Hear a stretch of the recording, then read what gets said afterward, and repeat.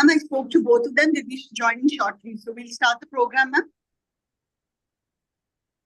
Yeah, please start the program. I have made it live now. It's live now. Yeah. So very warm welcome.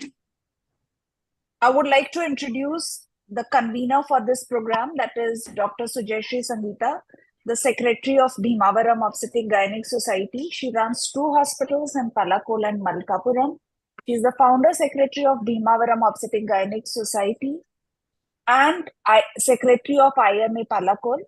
She has Shane Ratnam Young Gynecologist Award and Foxy Ghira Award. Her areas of interest are laparoscopy and infertility. She has presented many papers at many conferences.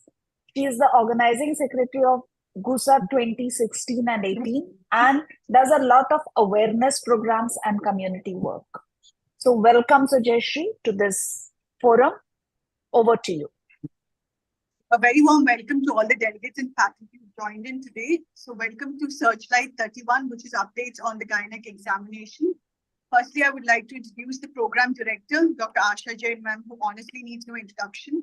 She's currently the director of SMSA Hospital Raipur, medical director of CPRS. She's the elected member of Chhattisgarh Medical Council, zonal chair, Foxy Food Drug and Medical Surgical Equipment Committee, West Zone. She's the chairman of Mission Pink Health, IMA Raipur, and also executive member of ISCCP, Chhattisgarh, ISAR, and SFM chapter. The previous offices held by ma'am, she's been the president of Raipur OB-GYN Society, vice president of IMA Chhattisgarh, and president of the Rotary Club Raipur. And madam has received training in colposcopy. She's a certified trainer. And her areas of interest are saving the uterus, fetal medicine, obstetric and gynac ultrasound, critical care, preventing oncology, and colposcopy. Madam is currently standing for the chairperson of the Committee of Food, Drug, Medical Surgical Equipment Committee. So kindly support ma'am in this venture. Ma'am, moving on to you. Thank you, Sujaya. Thank you for that very kind introduction. And now I would invite all the respected faculty and delegates to join hands for a short prayer to take the blessings of the divine before we take the program forward.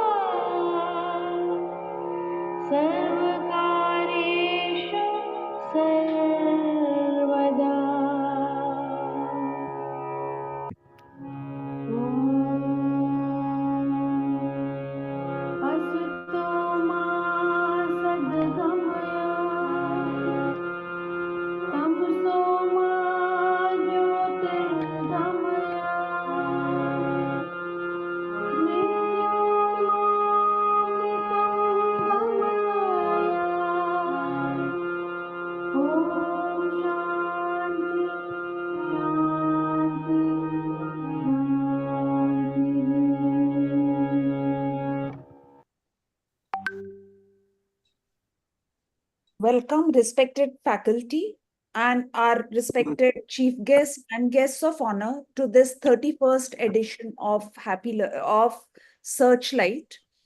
In Searchlight, the Searchlight will focus on one topic of everyday interest.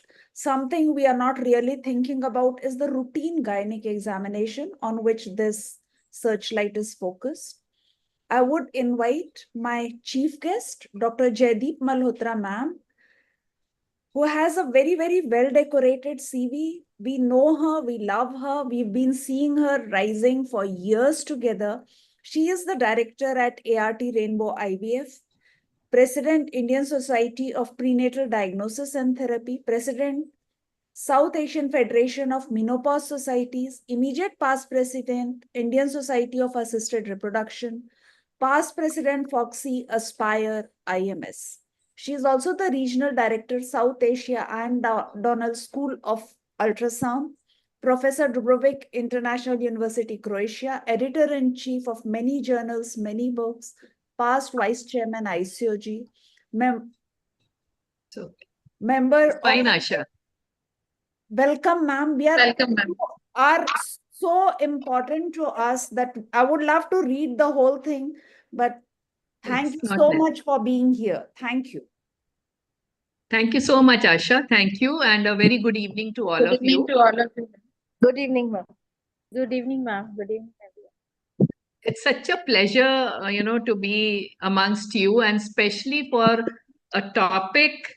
I feel that it's one of the most important areas, and also because a lot of people, we run a training center, and I get a lot of young gynecologists for ultrasound training and for even infertility training. And what I have seen day in and day out, that the clinical history and examination is the area which is most neglected. We take a very short history, we send the patient for ultrasound examination and forget about any kind of correlation, or there is so much which I would actually tell you, like even when I'm seeing a patient after the history, when I'm doing a scan, my diagnosis is almost made. And post speculum examination is another one area which is very, very much neglected. And even a simple examination, or an investigation, which I would say can give you so much insight along with the history and scan, that you may not need any other investigation. I mean, I really am telling you that a lot of these biochemical investigations which we do, they also require clinical correlation. And that's something which is really very, very important. So I would really absolutely congratulate you for a wonderful, wonderful selection of these two topics, which none of us at any stage of our careers, whether we are young or very senior, can actually neglect. So really great. And I'm sure the deliberations are also going to be very meaningful. And you've chosen also good speakers. You yourself are also going to speak. I hope I will be able to hear you. And keep doing the good work. And I'm sure people who do the good work, rest follows automatically. So I'm sure whatever is in store for you will be achieved by everyone who's listening to me. So keep focused, keep on doing the good work, and all the best for today's program. Thank you so much for having me. Thank you so much, ma'am. Thank you. It's heartening to know that this basic topic is appreciated. Thank you. And we have Dr. Shubhangi Bundra, ma'am, here. I did the ISCCP National Conference, and madam said, keep one lecture on per speculum examination. And that is how I thought of keeping her as a guest today, because she was the one who put that idea that, this is not done. This is missed. Thank you so much, ma'am. So, requesting Sujayasri, would you please read ma'am's CV? Sure, ma'am. So I would like to introduce the guest of honor, Dr. Shubhangi Mundhada, ma'am. She's a fellow Indian College of Obstetrics and Gynecology. She's also a fellow from the Indian College of Maternal and Child Health. She's an IFSCPC certified colposcopist. She's director of Gynac Group of Hospitals in Amravati. Madam is also director of Nirantar Healthcare Private Limited in the same location.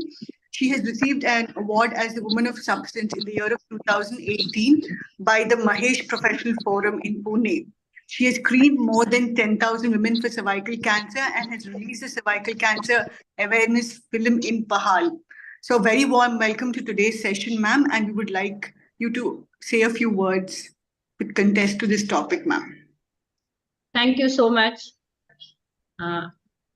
This reminds me of a time when my teacher, Dr. Lala Telang from Vijay Medical College, Pune, used to say that children, students, first you see, then touch. But we don't see nowadays, we don't do the per speculum examination. and then we miss so many findings. Even the per vaginal examination is necessary, because even if there is objection, there are some things discussed in the WhatsApp and the YouTube that the 2-finger test should be banned and all those things. But it is necessary, because sometimes you cannot see the cervical opening, but you still can palpate it and come to the diagnosis by just doing per speculum examination and per vaginal examination. So many things are missed if you miss the examination. And it's like when God said, okay, I'll give you third eye. So that time everyone was saying that, yes, give me like Bhagwan Shankar on the forehead. Some people said that, okay, give me on the back so that I can see what people do at my back. But all the gynecologists said, give me on my examining finger. So that is what is per speculum examination. So that's why this examination is very important, and ultrasound is just like a stethoscope for a gynecologist. So ultrasound examination is also a very good topic for today. And that is why I had suggested that time that, madam, please keep this topic per speculum examination. And you remembered, Asha ma'am, but I had forgotten. Thank you so much for inviting me today, and all the best for today's program as well as your series of Searchlight. Thank you so much.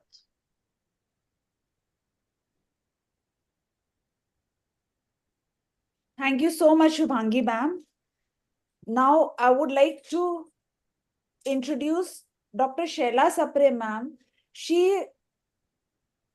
I have seen her since I was a PG student. She used to come as an examiner for our PG. So welcome, ma'am. I'm really, really honored to have you here.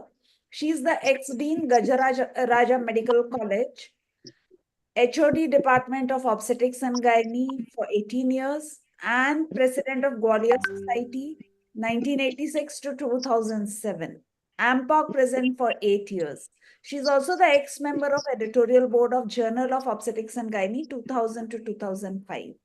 She has Lifetime Achievement Award from GRMC Gwalior, AMPOG's Gwalior Gaurav Award, Best Teacher Award, 7 gold medals, Accreditation Credit Award in AICOG 2004, 11 papers awarded at national and state level, has many cancer detected and health awareness camps, trained many surgeons for MTP and LTT, and trained a lot of gynecologists with all her years, and has been in many national and international conferences as faculty. Respected madam, we request you to please join in and say a few words. Shaila, Sapre ma'am.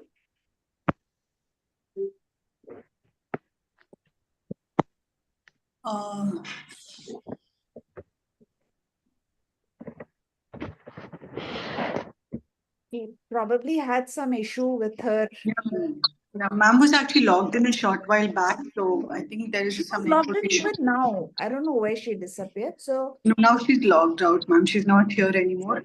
We'll move on, ma'am, and once ma'am joins in, we can take her words of blessing. all right. So I request you. Thank you, Shubhangi ma'am. Thank you, Jaideep ma'am, for blessing this webinar. And now we will take Shaila ma'am's blessings when she joins. And requesting Sujayasri, would you please introduce? Firstly, we have the first session. Introducing the chairpersons for this session, we have Dr. Sushma Verma, who's the president of Raipur Society, the treasurer of ROGS, and also the secretary of IFS Chhattisgarh chapter.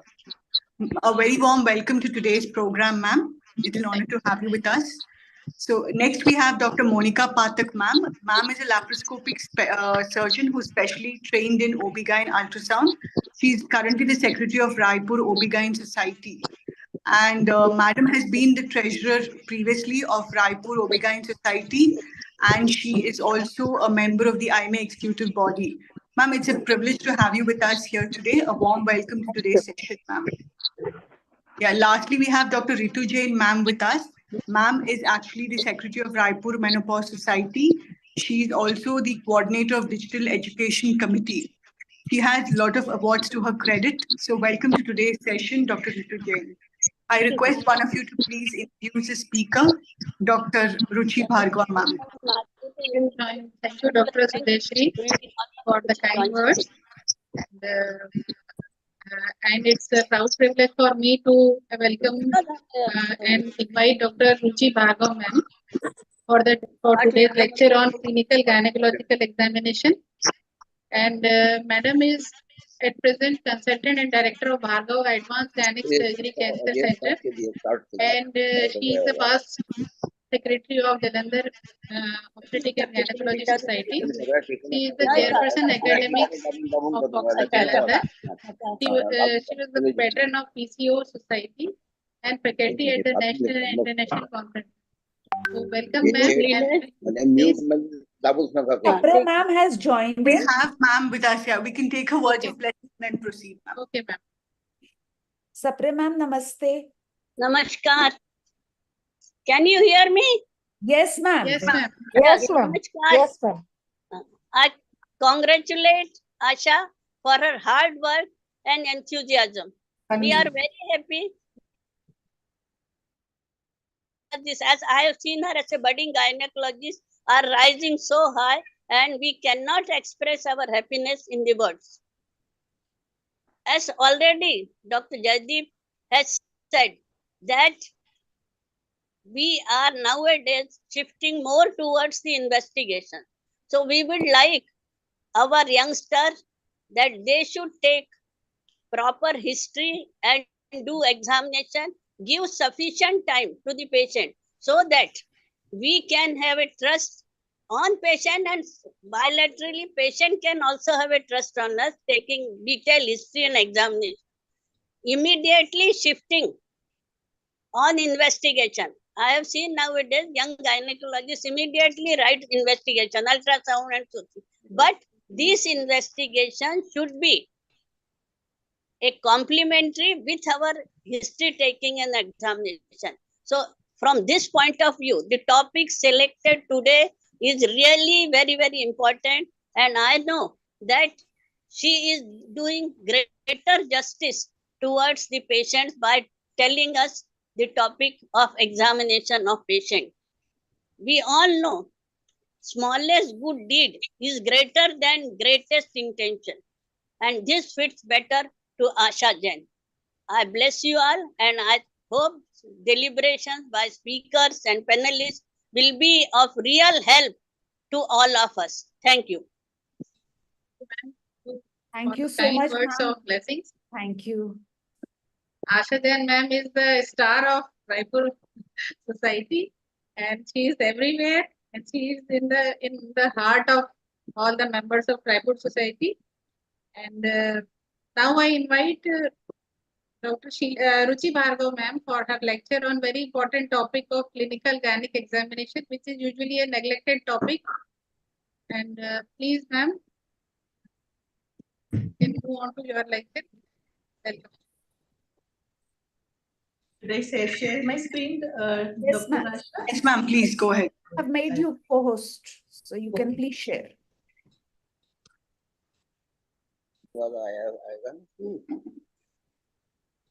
अभी ये दूसरे का आ गया। चलने दो अपन क्या तो लीजिए।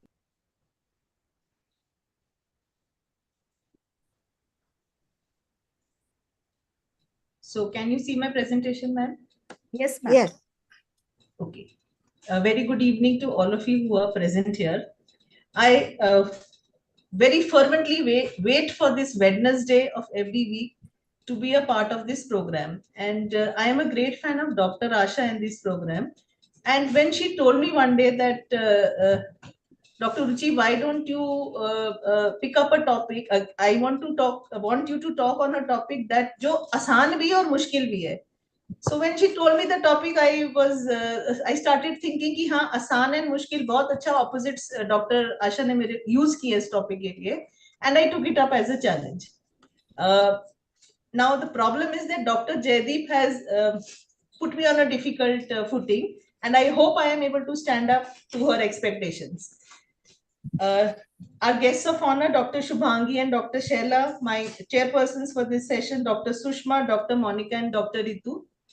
Thank you very much for being here. And Dr. Asha, thank you for making me a part of this session. And with the blessings of Goddess Saraswati, our goddess of learning, I would like to begin my talk. Now, I have labeled it as gynecological assessment of a patient. Now, I did this because I couldn't simply jump to a clinical examination without going before and after that. So I put it as a comprehensive guide to history, physical examination, and investigations, though my entire focus is going to be on physical examination and a little bit on history and investigations. Now, gynecological assessment, we know it encompasses a comprehensive evaluation of a patient's reproductive health, and it is both subjective and objective. It is important because we have to identify, diagnose, and then manage a wide range of conditions which are related to women's health. This assessment, it is not only about why the patient has come, with what complaint the patient has come at present, but it is also about preventive care, which is a very important part in today's life. A meticulous gynecological assessment is fundamental for early detection of potential health issues, enabling timely intervention. And it ensures that small, subtle symptoms are not overlooked. And we all know a well-conducted assessment, it also helps to build a trusting patient-provider relationship. So starting with history taking, we know that the key elements of a patient history are her personal information, which is her age, her marital status, and her occupation. Her presenting complaint, why did she come to us? What prompted her? What prompted this visit to us? Pertinent negative information is also to be recorded, but all questions should be reserved for the end. We should not be questioning the patient. We should be good listeners. Patient has come to tell us something. So first we must listen to her and then extract information from her. Menstrual history, very important. What was her age when she attained menarche? How are her cycles? Regular, irregular? How long do they last? What is the pattern of her cycles? Have they been same throughout or are they changing? What is the duration and flow of blood? The number of days of bleeding, any clots, any cramps, any dysmenorrhea associated with it. Obstetric history is important, we know, and we all write it this way. How many abortions, whether it was a term, preterm, full term, post-term delivery, what was the mode of delivery, what is the gender of the child, whether she has that child or not, and how old that child is. So we have to make this table. Now, in present day, whether it is an adolescent or a married female who is coming to us, we need to ask about sexual activity, and sexual history is a very important part of this. A detailed history, it includes the age of first sexual contact, the number of sexual partners this particular patient is having, and what is the nature of her sexual practices. This information, it helps us to assess the risk for sexually transmitted infections and other sex health issues. Contraceptive history, what she has used in the past, what she is using now, whether it is or OCPs, IUDs, implants, what are the side effects she's facing? If she's facing any complications, we need to note down. If she has discontinued a particular thing, why has she discontinued it? What were the reasons for that? Medical history, as always, is important, whether it is a surgical past, chronic illnesses like diabetes, hypertension, thyroid disorders, or it is any surgery or for any hospitalization that she has had, what was the reason for it and what was the outcome of it.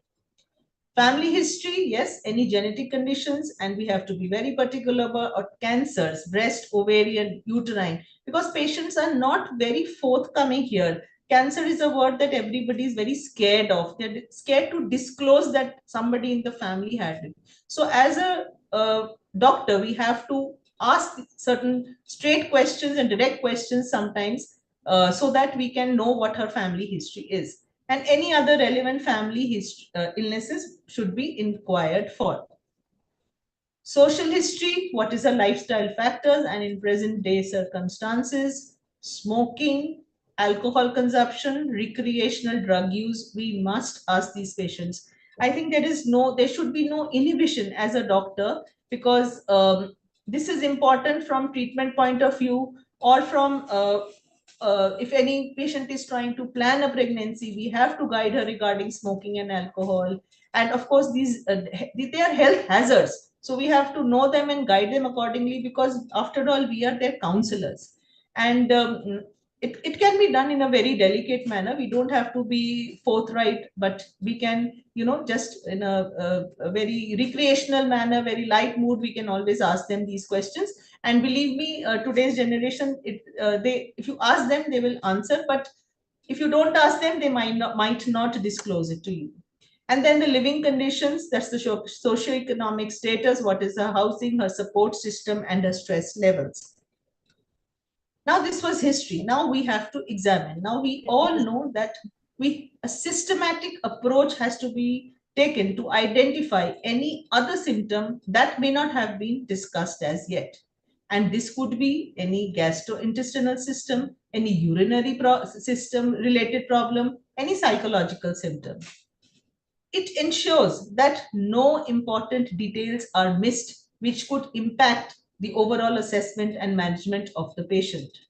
And any other relevant complaint, because sometimes the patient may not have put forward the complaint, but when you are examining the whole system, they will come forward with some problems.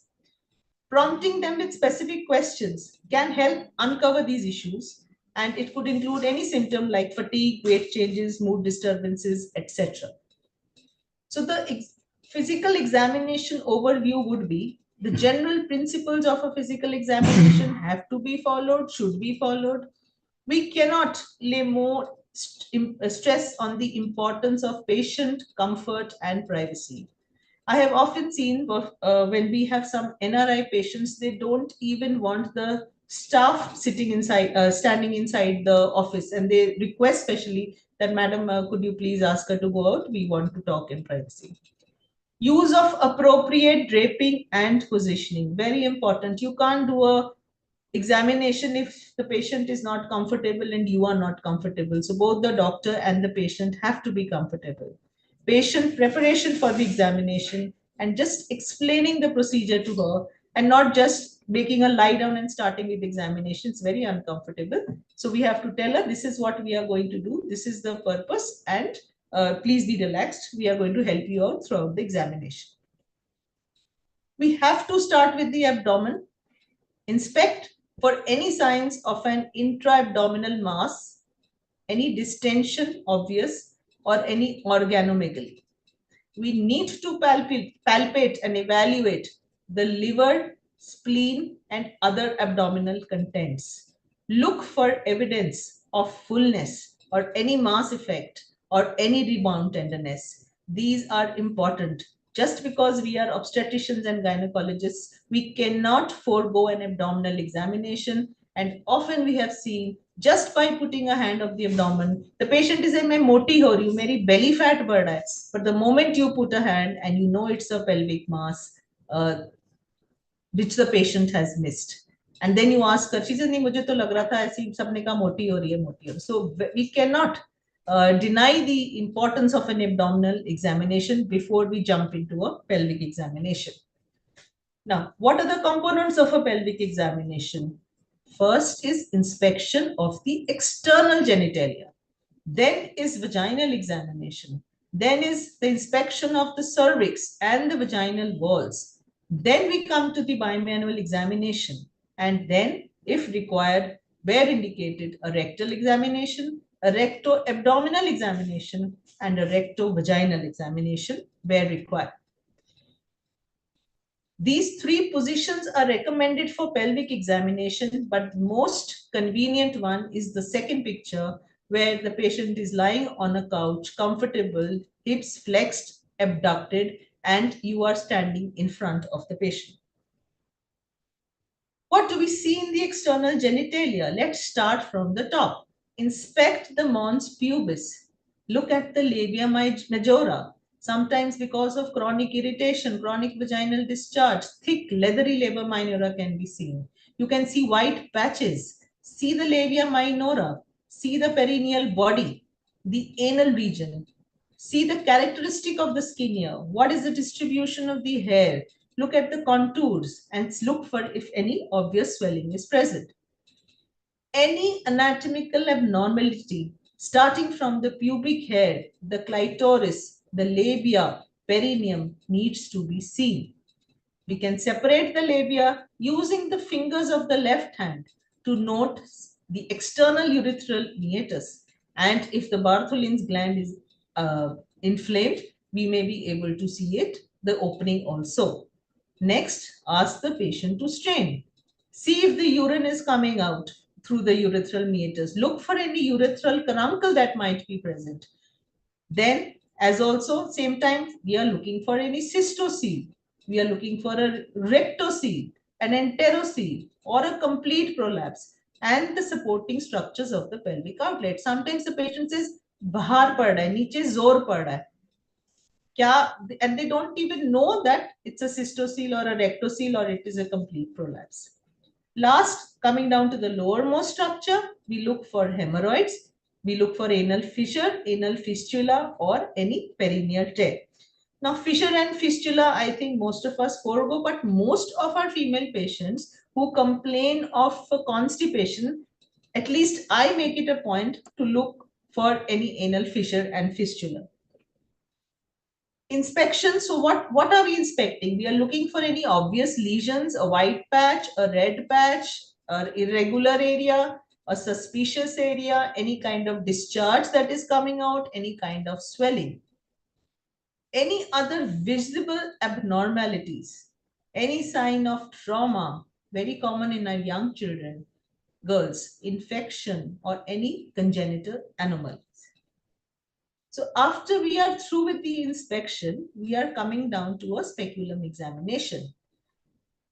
Speculum examination should precede palpation. And if we plan to take a smear or a culture, we may not lubricate the speculum. Be gentle while introducing the speculum. Inspect the vagina. For what? See if there is any blood. See if there is any discharge. If you see the discharge, you can take a swab at that very moment, trichomoniasis, molilia, chlamydia. See the mucosa of the vagina. You can see warts sometimes. You can see white patches. The color, the lesion, the superficial vascularity.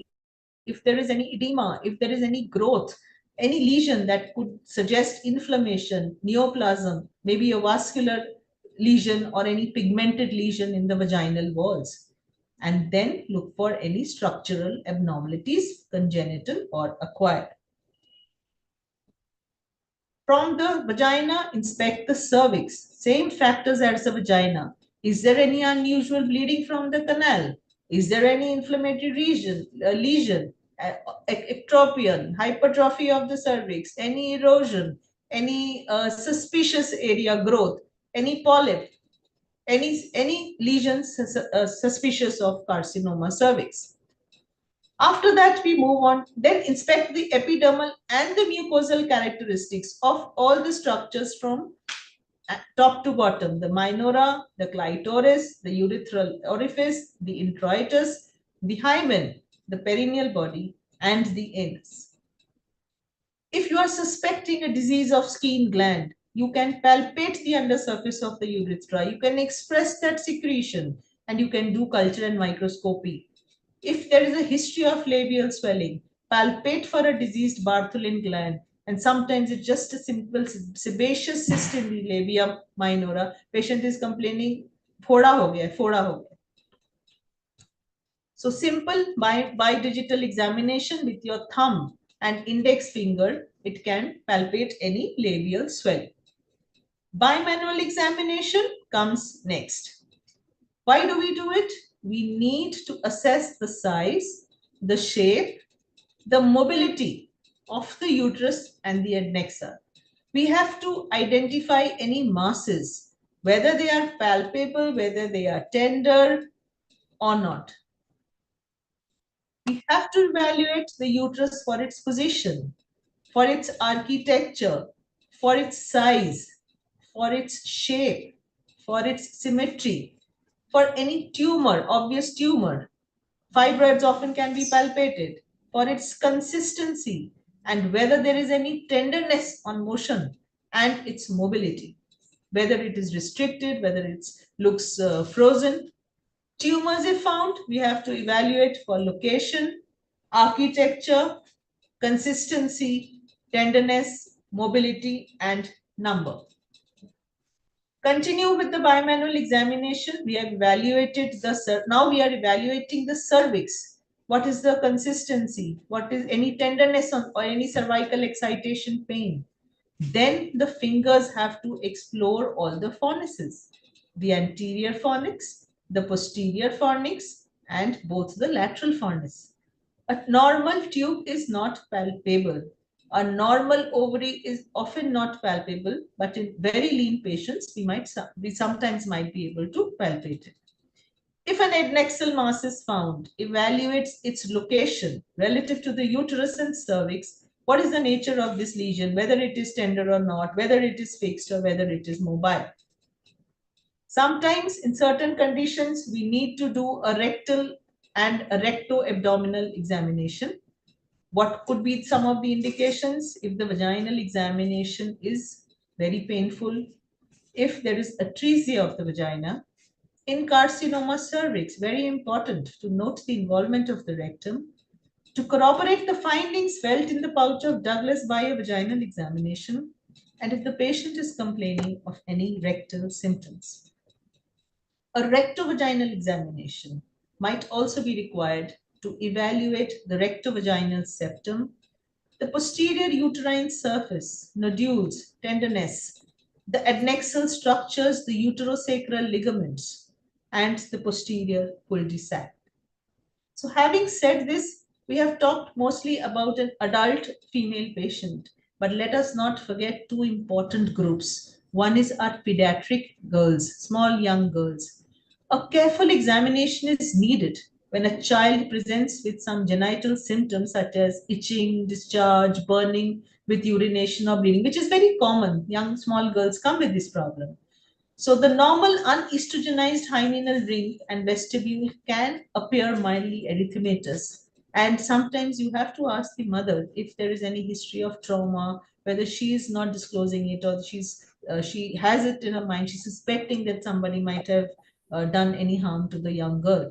Speculum examination should not be performed in a child in the office.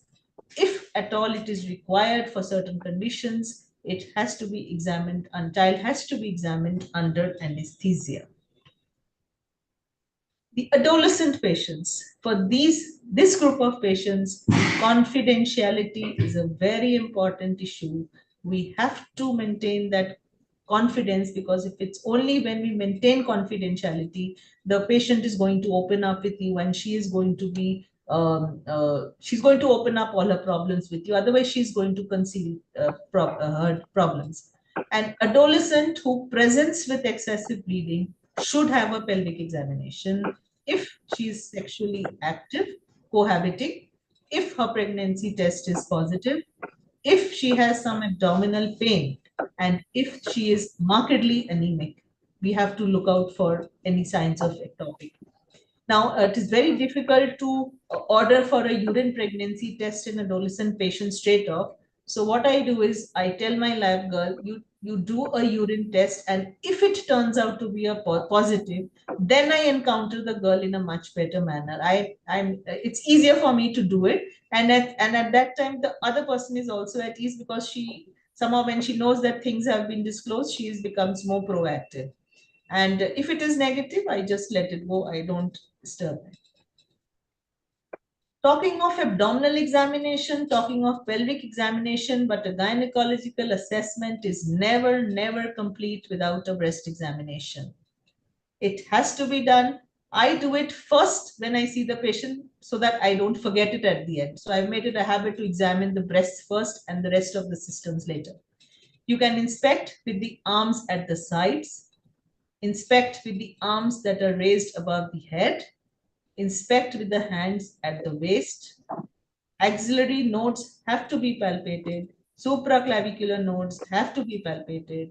and all quadrants of the breast have to be palpated.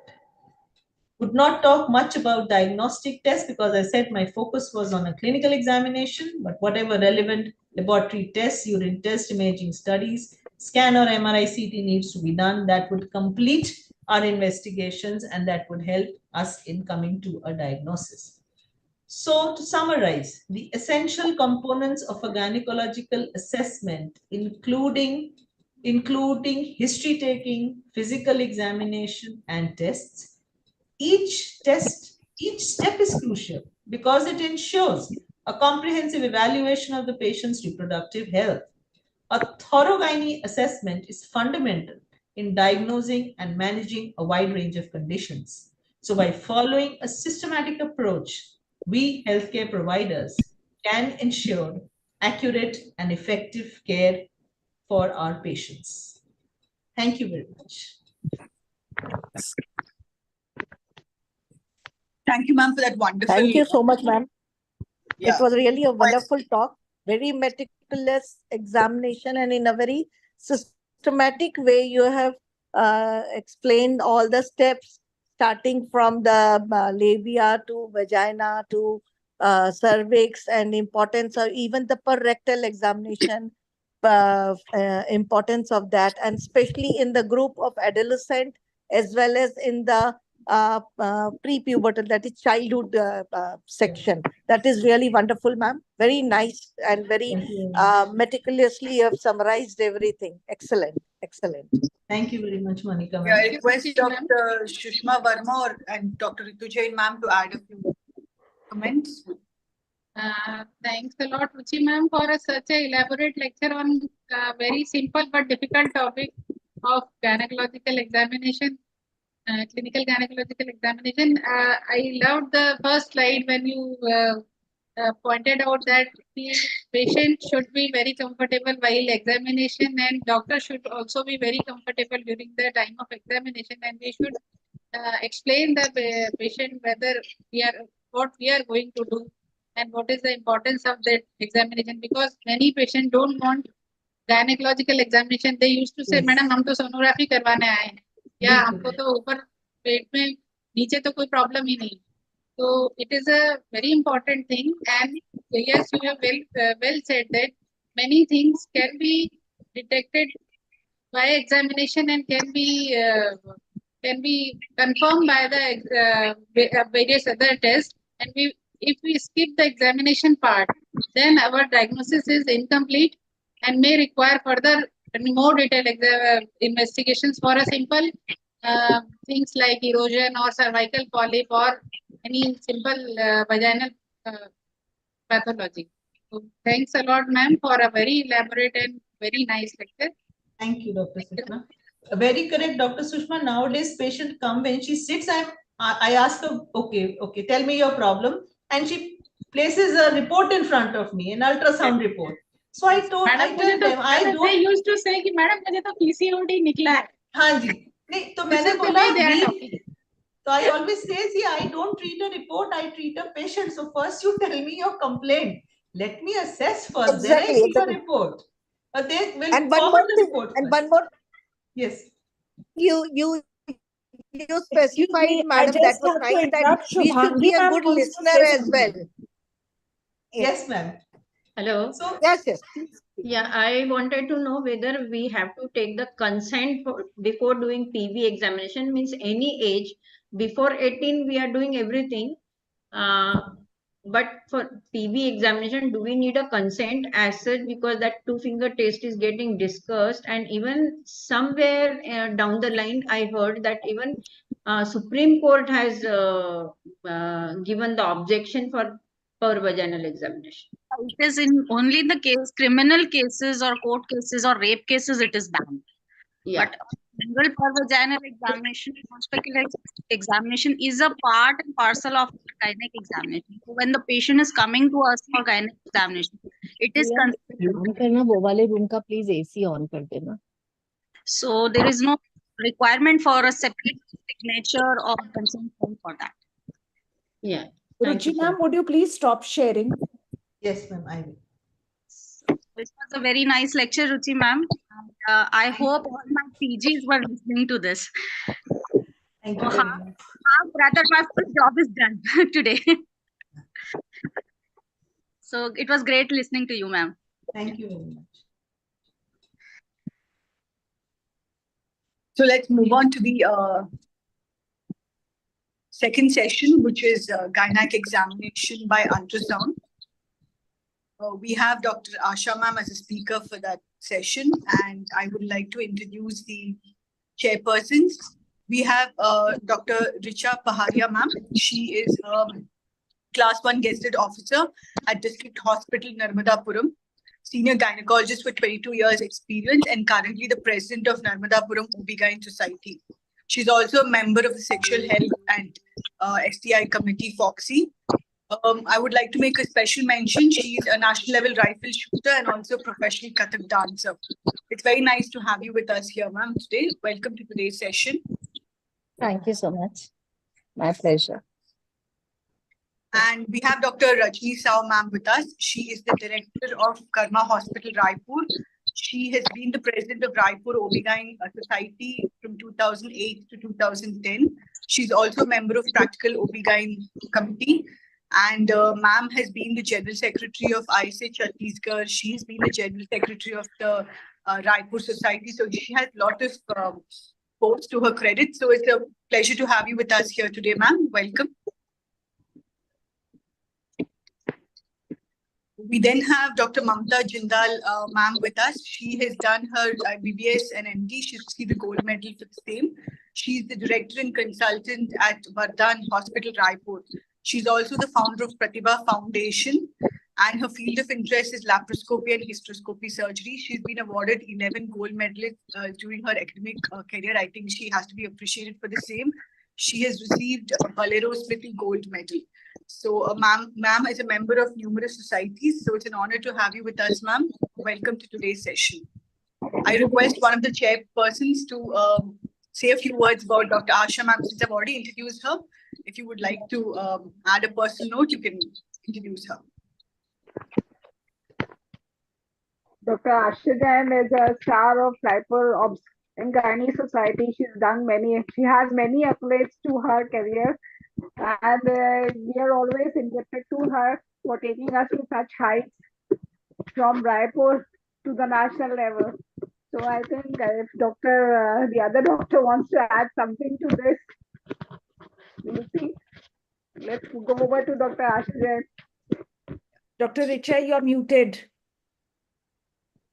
Yeah. Dr. Asha Jain, we've been in association through Searchlite since last, I think, 2 years when Madam did the first session with MP.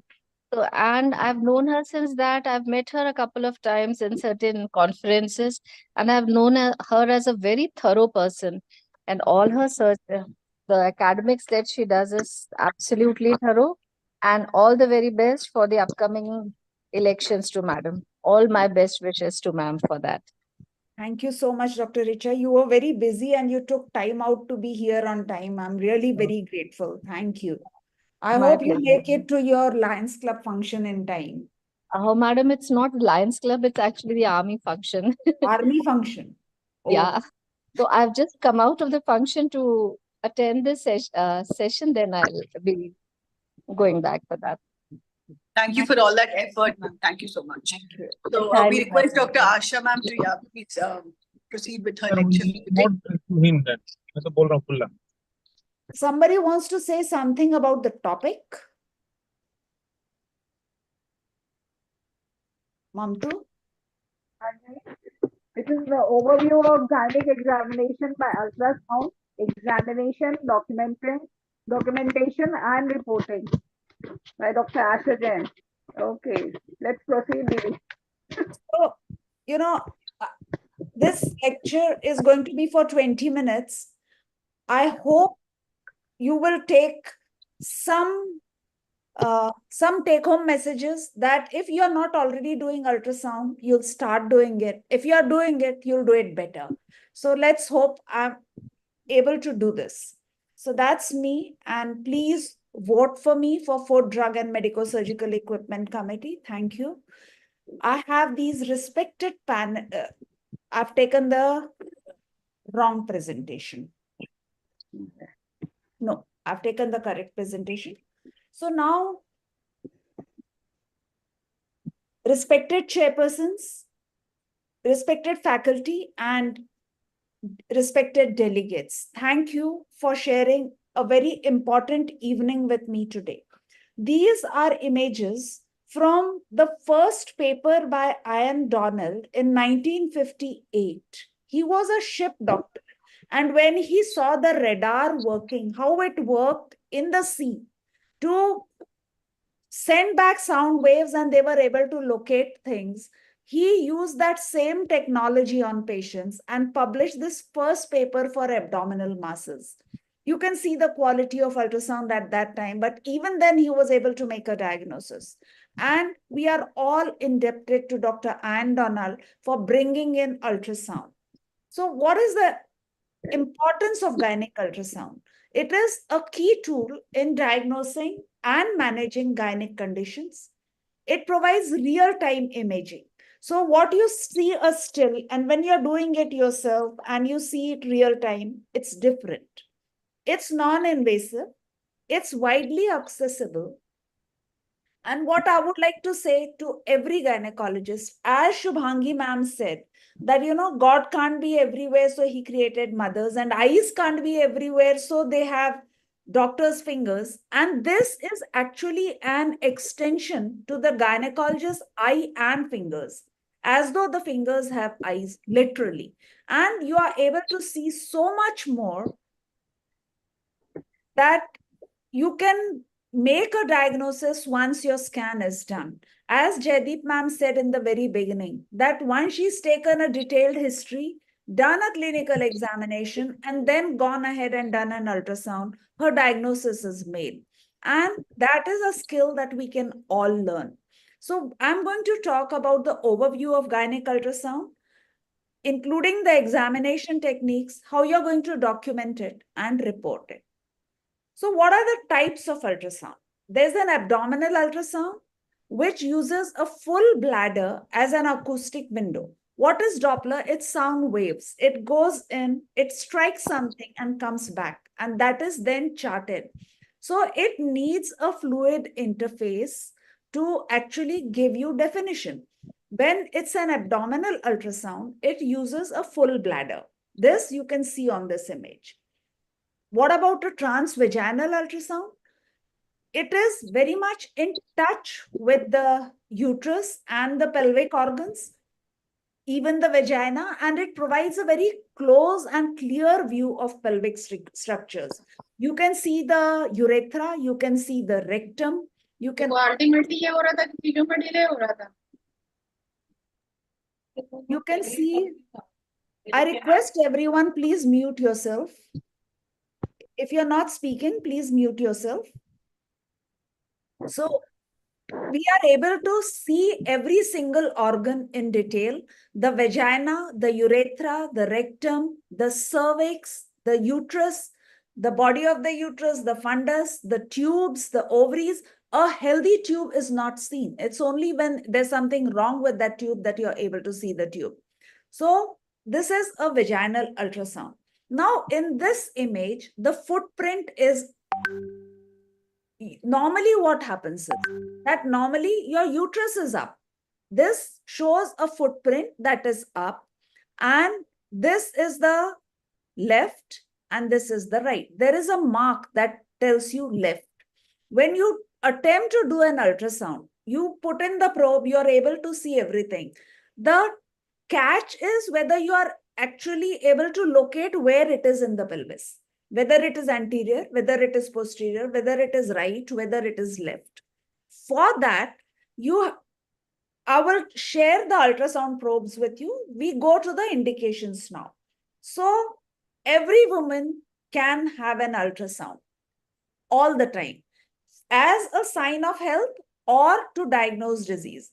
So if there are any abnormalities in anatomical structures, including endometrial conditions, if there are fibroids or any other tumor, If there is an IUCD which you are not able to see, or if you want to confirm its position, if there is pelvic inflammatory disease, if there is postmenopausal bleeding, to locate why it's happening, and monitoring of ovarian follicle size, and aspiration of follicle fluid and eggs from the ovaries in vitro fertilization, location of ectopic, you name it, and that indication is there. What are the contraindications? The contraindication is that you don't want to do it when there is very heavy bleeding going on or there is severe infection. Also, if there is severe pain, then it has to be used with great sensitivity. Here you can see this is the bladder, this is the rectum, and this is an anteverted uterus which is bent on the bladder. So this is what you're going to see when you do a transvaginal ultrasound. And see here, you can see the bladder, you can see a bit of the rectum, you can see the cul-de-sac, you can see the uterosacral ligaments, and you can also see the ovaries in close proximity. What is the patient preparation required? You need an informed consent. Let us be very clear, we do need an informed consent. We need to explain the procedure, its benefits and risks. The bladder has to be full for a transabdominal examination, and it has to be empty for a transvaginal examination. So you take an informed consent, explain the procedure, benefit, risk, and position the patient in the lithotomy position for a vaginal ultrasound and supine for a transabdominal ultrasound. So these are the probes. These are the abdominal probes. You have a sector probe, you have a curved probe, and then you have the linear probe. So in the linear probe, the sound waves are parallel. In the curved, they are fan-shaped. In the sector, it is fan-shaped, but for a limited extent. You can do a transabdominal ultrasound by probe, by curvilinear, 3D, or linear probe. These are the various probes that are available. And you have to position the patient supine with a full bladder. And what is the protocol that you're going to use? It cannot be haphazard. You have to have a list of all that you're going to see. Because if you don't have a list, you're going to miss out. So you have to have a systematic approach that covers all organs. This goes for abdominal and vaginal scan. For a transvaginal ultrasound, you need a gentle insertion with patient guidance, and you can comprehensively evaluate the perineum, the vagina, the uterus, ovaries, and adnexa. You have the transrectal probe, this one, and then you have the transvaginal probes. This one is the high definition transvaginal probe. One thing you have to remember is that a probe that is high resolution has less penetration.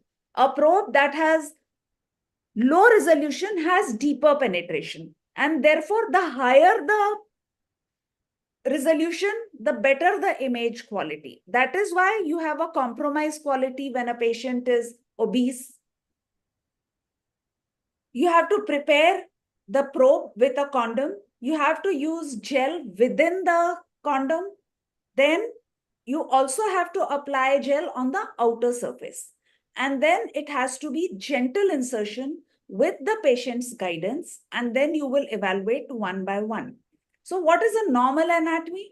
You would see the size, shape, position, and of the uterus. You would evaluate the myometrium, endometrium, and the mobility of the uterus. So this is a normal picture where you are able to see a uterus that is anteverted, an endometrium with a clear midline echo, myometrium without any abnormality. In the ovaries, you will see the size, the number of follicles, the echo texture, whether they are mobile, what is the blood flow. In the adnexa, you would see free fluid if there are any masses. So some amount of free fluid in the cul-de-sac at the time of ovulation and around ovulation is normal, and it should not be labeled PID. The character of the fluid has to be mentioned as well, whether it is clear, whether it is hemorrhagic, whether it has floating shadows in it. So in the endometrium, the echogenicity, the pattern, the thickness, the blood flow, all have to be mentioned. So now this is a fibroid. When you do a 3D examination, you are able to see that this is the endometrium and there is a fundal fibroid. When you take an image, you are able to, when you do a 3D, you can assess the volume and it is a 31 cc fibroid. So what happens is you can do a complete fibroid mapping when you're doing ultrasound. So if a woman comes with bladder symptoms and she has an anterior fibroid, then you know that it can be attributed to it. But if she has a 1 cc intramural fibroid, you would not attribute her symptoms to that. Then when you add Doppler, there is a peripheral circulation and there is an intertissue circulation. This circulation itself will tell you what it is. So in a fibroid, you would have circular circulation. Here, this is a subserous fibroid that you can see. This is the uterine cavity. It is FIGO type 3 to 7. So this is it. It's outside. When you do a 3D scan, you're able to locate where the fibroid is. You're able to decide whether you need to do something about it or not. When you are evaluating the endometrium, you have to remember that it is always to be evaluated in the sagittal plane. Sagittal means you should be able to see the whole uterus lengthwise. And when you're able to see that, then you would evaluate the endometrium at its thickest portion. If there is some content within, like this is a small intramural fibroid inside, you will be able to see that. If there are polyps, this is adenomyosis. So there's diffuse thickening, a fan-shaped thickening of the myometrium. So you evaluate the myometrium. Usually adenomyosis starts posteriorly. It can be focal adenomyosis, it can be diffuse adenomyosis. And to help us, these are the guidelines that you have. You have guidelines for everything. So how do you diagnose adenomyosis? When you see cysts, this is the Musa consensus that gives you the 6 different features. So there are 3 direct features. There are cysts, there are hyperechoic islands, and there is echogenic subendometrial lines and buds. Indirect features are there is asymmetrical thickening, fan-shaped shadowing, translesional vascularity, a uterus that is very globular. If the junctional zone is irregular or it is interrupted, these are all signs of adenomyosis. So this is the same thing seen in pictures where you can see that the endometrial buds are invading into the myometrium. The junctional zone is not very clear. All features are seen in this image. So in the endometrial evaluation, you see the thickness. We've evaluated the myometrium. Now we come to the endometrium. So you see the thickness, you see the echogenicity, whether it is homogeneous, heterogeneous, whether it is hyperechoic, whether it is hypoechoic. Then you would also see if there is any hyperplasia, polyp, or cancer. So how will it look? Again, we have the AITA consensus that gives points for everything. So endometrial thickness, whether it is, what is the echogenicity, uniform or non-uniform? What is the appearance of the midline? Is there a bright edge? Intracavitary fluid, the color score, and then the vascular pattern. Each one is scored and you are able to get a diagnosis. So see this endometrial vascularity. This is the junctional zone and the blood supply is reaching up to the junctional zone but not beyond. Here, it's a 3-layer endometrium with sparse vascularity, but it is reaching beyond the junctional zone as well. So this is a woman for infertility. This is a small polyp that you can see inside. There is a bright edge inside. This, when you're doing a follicular study, you can correlate. This is the corpus luteum, which you can see hemorrhagic. with peripheral flow. And this is an endometrium that has started thickening at the outer edge, which is the secretory change that is taking place. So it's not a clear 3-layer, it is with secretory change. So you can also make that out. Now in carcinoma endometrium, the middle line is gone. It is heterogeneous. The myometrial invasion has taken place. You can see the vasculature. When you take it in AP and lateral views, you can see it. It's a mass that is sitting in the instead of the endometrium, and it has invaded and it has gone right up to the serosal layer. This is the blood supply. Can you see the difference between the blood supply, which was benign, and this malignant blood supply? So we can always make that out. Then there are structural abnormalities. And then we have to assess the mobility. So here you can see 2 cavities, and this is, because I cannot see the fundus, I cannot comment whether it is septate or bicornuate. But if you are able to see the entire fundus, you can comment on that. This is you can see the 3D uterus, a coronal view. You can see the tubal insertion, and you can see the shape of the cavity, the endometrium. If there are any abnormalities, you can make that out too. This is a subseptate uterus. This is the uterus. You can see 2 cavities here, and lower down, it's a single cavity. So this is a very small septum. So if she doesn't have any problem, you don't have to worry. This is a para-ovarian cyst with a single septa. So this is the cyst, this is the ovary, and this is the uterus. There is a clear distinction between them, and you know that this is not an ovarian cyst. This is a para-ovarian cyst. You have the ovarian pathologies. You can have simple, complex, hemorrhagic, or endometriotic cysts, which can be seen. Then you have the iota. You have the PCOS, the polycystic ovary, versus the normal ovary that you can make out. You can have ovarian torsion, where you see the whirlpool sign in the pedicle. You have peripherally arranged prominent follicles. Then, if you have adnexal masses, iota has given you simple rules. It has also given you these are the simple rules, whether it is benign or malignant. So if only benign present, it's benign. If it's only malignant present, it is malignant. If not, it is inconclusive, and you go to the adnex model. So once you have evaluated everything, then you do a standardized reporting. The importance is consistency and clarity in communication. Somebody else reads your report, they should understand what is there. It should have patient details, indication, finding, measurements, conclusion, and any recommendation. So in a sample report, you will have all this. And this is a sample report from my center. So you have a bit of the obstetric history, the gynec history, whether she's menopausal or not. What is her LMP? What is her day of cycle, which you have to correlate with her endometrium? What is the method? What is the machine? And then the size of the uterus, whether the midline echo is intact, what is the position, how is the myometrium, how is the endometrium, what is the thickness, whether any fibroids or polyps are there, what is the outline of the ovary, what is the morphology, what is the size, and if there are any follicles, what is the size of the follicle, whether any free fluid is visualized. If it were there, you have to mention what kind it is.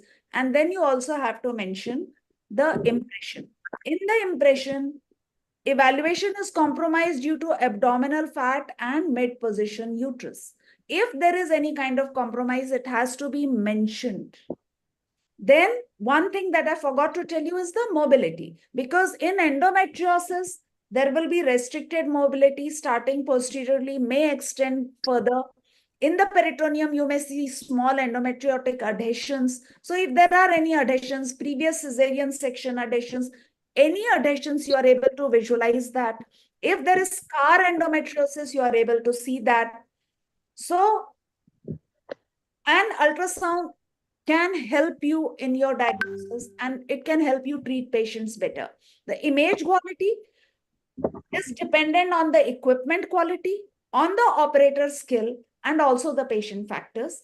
For safety, the ALARA, which is as low as reasonably appropriate principle, is especially important in early pregnancy.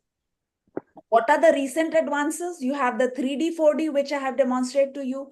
We can do Doppler imaging, then fertility treatment, sonohysterography, sonosalpingography, contrast sonography, early cancer detection for which a Doppler, a 3D, and elastography can help you out.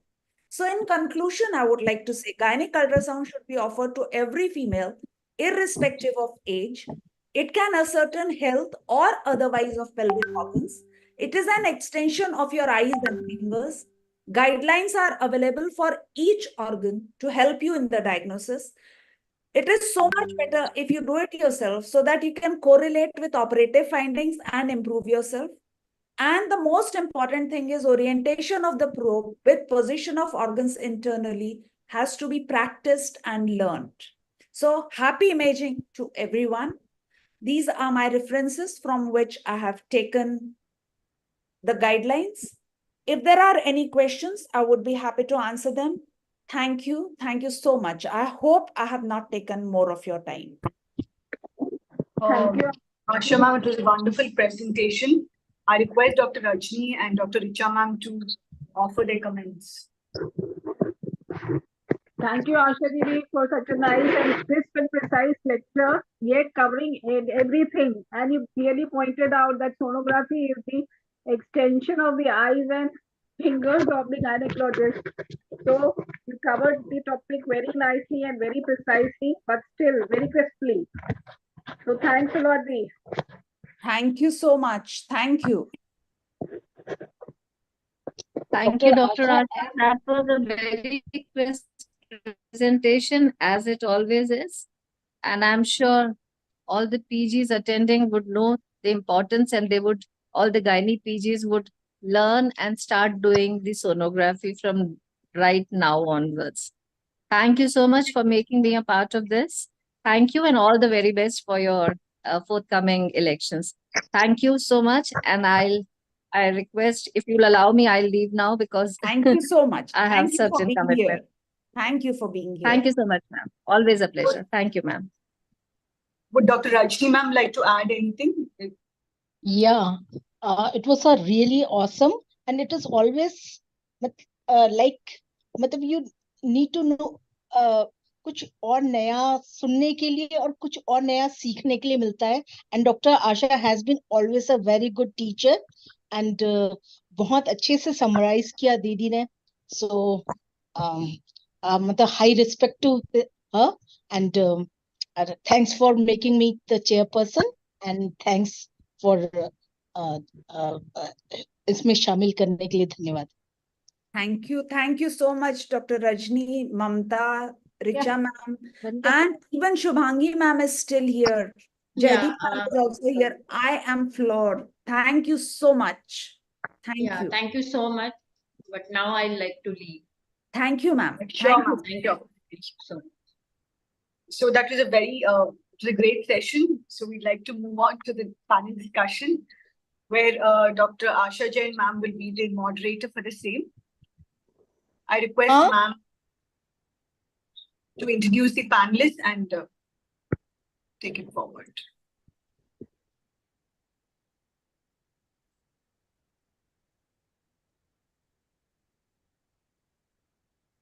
अभी उसने connection नहीं किया ना, वो नहीं, वो pipe का connection होगा तब तक ऑन करेंगे ना. अच्छा नल वाला. हाँ. Yeah, I request everyone to please mute yourself. Yeah, I request the faculty to please mute yourself if you're not speaking. So I would like to introduce my panelists, and we have panelists that are very young and also those that are very senior. So it's going to be a good mix. I welcome Dr. Anshu Gupta. She is a consultant at We Care Hospital, Raipur. I welcome Dr. Nisha Jethani. She is a director of Jethani Hospital and Maternity Home, again in Raipur. She's a member of many societies and has more than 10 years of experience. Dr. Shalini Jain Agarwal, Director and Consultant at Saubhagya Mother and Child Care, Advanced Gynec Endoscopy and Infertility Center. She practices high-risk obstetrics and gynecology since 2003. So welcome, Dr. Shalini. We have Dr. Jyotsna ma'am, who is currently Director and Chief Consultant, Promise Fetal Medicine, Jalandhar. She has 10 years of experience in fetal medicine, 15 years in high-risk obstetrics and maternal medicine, has done advanced fellowship of 1 year in advanced fetal-maternal medicine, and she is an MS from Aligarh Muslim University. Welcome, Jyotsna ma'am. Glad to have you here. We have Dr. Shaila ma'am, who is again from Jalandhar and professor and in charge high-risk antenatal unit, Punjab Institute of Medical Sciences, Jalandhar. She's a member of the FOXY Medical Disorders and Pregnancy Committee, former academics chairperson, FOXY Jalandhar, reviewer of Journal of South Asian Federation of Obstetrics and Gynae, Journal of Gynecology and Obstetrics, contributor to chapter and books, and faculty at national and international conferences. We have Dr. Lakshmi Prasanna. She is an MBBS from Guntur Medical College, MD from Chandigarh, F. Mas Vardhaman Hospital under Dr. Nutan Jain. She is presently consultant in Town Hospitals, Palakol, ex-assistant professor, Andhra Medical College. Welcome, Dr. Lakshmi. We have Dr. Nalini Katta ma'am, who's a consultant obstetrician and laparoscopic surgeon, Ravi Nursing Home, Malikapuram. She has 14 years of experience. Has areas of interest are high-risk pregnancy, infertility, and laparoscopy. Does a lot of community work and has been awarded Vishishta Seva Puraskar. So welcome, Dr. Nalini. Thank you.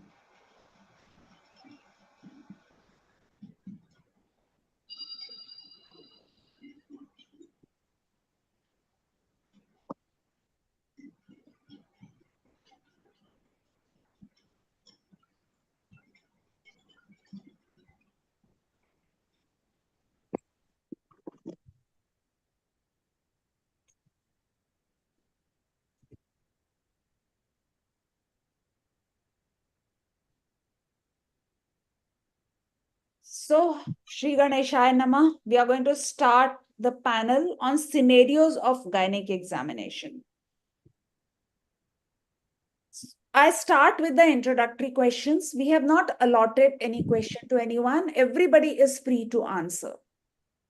So, the introductory questions are what I and Dr. Ruchi have already covered in the lecture. So it's just going to be a, fast recap of that. What are the key components of a thorough gynec history? Anshu, would you like to take that? Good evening, ma'am. Yes. Actually, key component of any history begins with the journal, just history taking. It should be like a thorough history taking of a patient, journal examination of a patient. No, I'm asking what are the points in the history that you're going to take? Like why she has come to you, her presenting complaints, her duration, onset of the presenting complaints, duration, and something like intensity, whether the like she is having pain, has it increases in past few days. Everything should be like what she want to tell you. We should listen to her, take her all her presenting complaints order-wise in a this is not what I was asking. This is not what I was asking. Dr. Nalini, would you like to say that? Can I take, Asha Didi? Can I take? Yes, go ahead. Yeah. If any patient come to us, this is our routine since our MD time, then we have to take all the menstrual history in detail, obstetric history in detail if she is married or if she is unmarried, whether she is sexually active or not. Then apart from general examination, we need to take histories of any. Go to that. We will go to that. we need to go for history of sexual STD histories and any history of any surgeries, any relevant history if she is giving any history of chronic or acute illness, any medical disorders, comorbidities and all. Family history.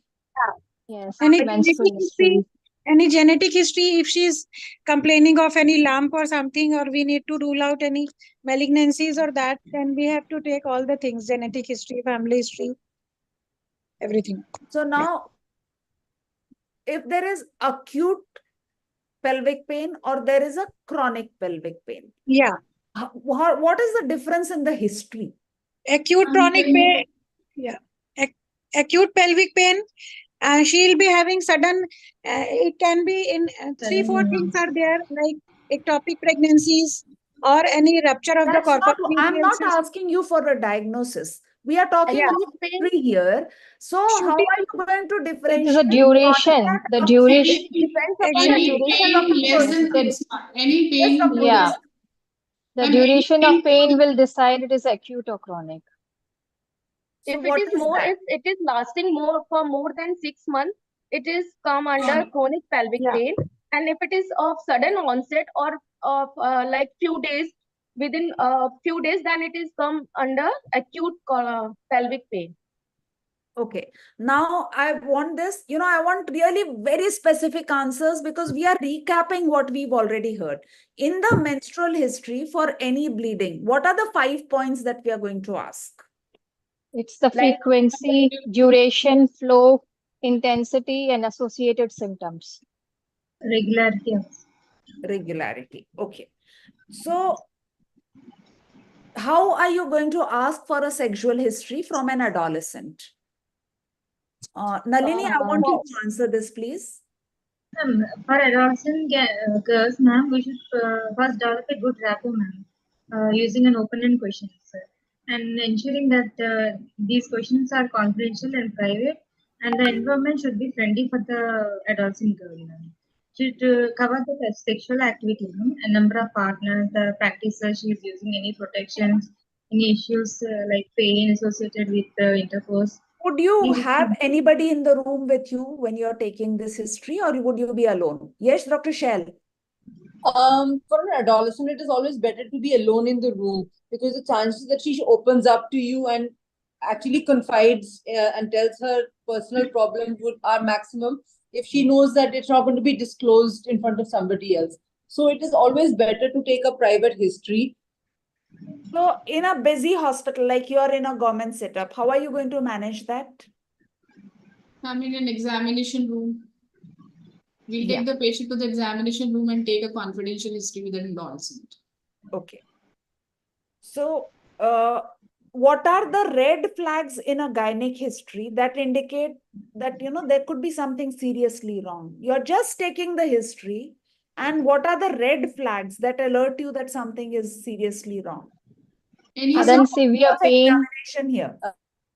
The sudden severe pain, any pelvic masses that had appeared suddenly, any heavy menstrual bleeding or any irregular pattern of bleeding, and postmenopausal bleeding. Acute abdominal distension or a chronic abdominal distension with weight loss and anorexia in an elderly female. Abnormal vaginal discharge changing in odor or color suddenly in an elderly female. There are also red flags. Pelvic masses. If it is a young girl, you're a gynecologist, a 4-year-old girl is brought to you. That suddenly she's not walking. We will suspect a foreign body insertion and ask for relevant history. Okay. And a sexual 4 years. Yeah. If she's a young girl, she'll be brought to you, na? That she's holding her perineum, she's not walking. Maybe she is having some urine infection or some trauma in her private part or some foreign body insertion. What I wanted to bring to your mind right now is sexual abuse. Abuse, yes, ma'am. Sexual abuse. You have to remember sexual abuse all the time when you're dealing with a women, whether she is married, whether she's unmarried, whatever her age. even a young child. The youngest I saw was a 3-year-old who was abused by the bus conductor where she was going in the bus. So you have to remember sexual abuse is a factor. Then what is the difference between history taking in an adolescent versus postmenopausal woman? In an adolescent, we need to be having approach as an educational manner to calm down and tell her about what this is. And in a postmenopausal, we are more interested into her symptoms, her sexual history, and any related hormonal disbalances she's suffering due to menopause. Postmenopausal woman, you are more worried actually about cancer. Yeah, and as well as cancers, correct. Yeah. So how would you document, what are the points documenting your gynec history? That I think we've already covered. Do you think about the mental health of the patient, psychosocial aspect? Yes. Jyotsna ma'am, how would you assess the psychosocial aspect? Ma'am, the way the patient presents and gives the history, give us a brief overview in a few minutes how the patient thinks about her problems. And we have to tackle them very sensitively because these are all personal matters and maybe very complex also because another partner is also involved in these problems. So whatever we are dealing with these problems, we have to be very sensitive about all these things. Okay. Now, what are the indication of a bimanual examination? I'm assuming that the woman is married. Okay. So what are the indication of a per speculum and bimanual examination? Any sudden onset pain or masses in the pelvic area may require the bimanual examination. Dr. Sri Lakshmi ma'am, would you like to say something here?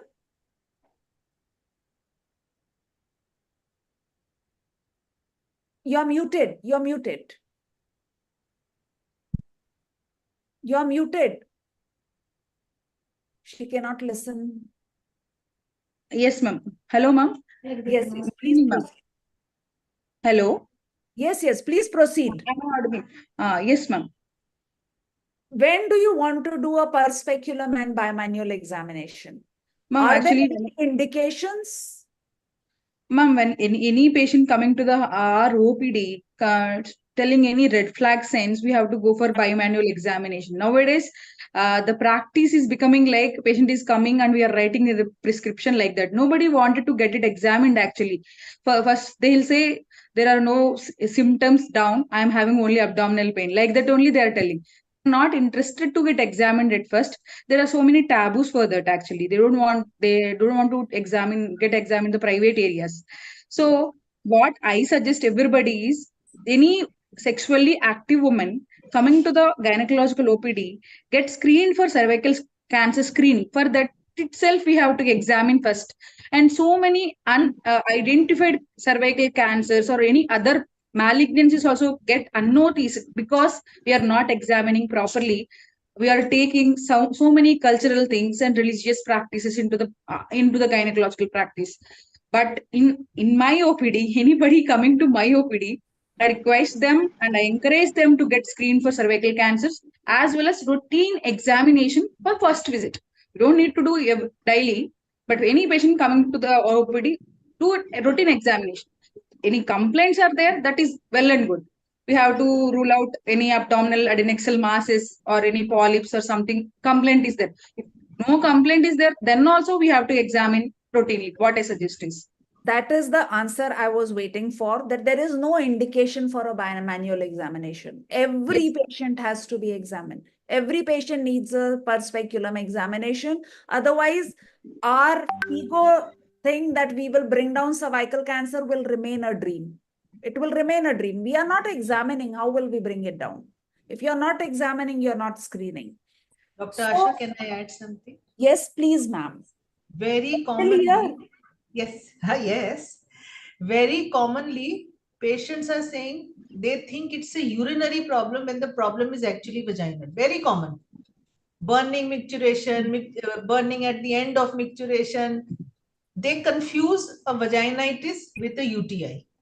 So unless you examine, you cannot help them out. If you just write a prescription for UTI, her itching, her pruritus, everything, she thinks it's related to UTI, but it is not. It's actually vaginitis, vulvitis. So unless you examine, how can you help her out? You can't. So the answer to that question was that every woman needs an examination. Absolutely. That is why in the assessment I said you have to do these examinations. You cannot run away from there. And PS should never be missed. PS should never be missed because nowadays that's why I asked PS or PV. You exactly. PS, PV, are you going to do it? What are the indications? The In all the indication is that she has come to you. Yes, yes, in all the patients. Yes. So now we go to the cases proper. This is a 16-year-old. Please see, this is a gynec examination program, right? So we are going to focus on the history and examination.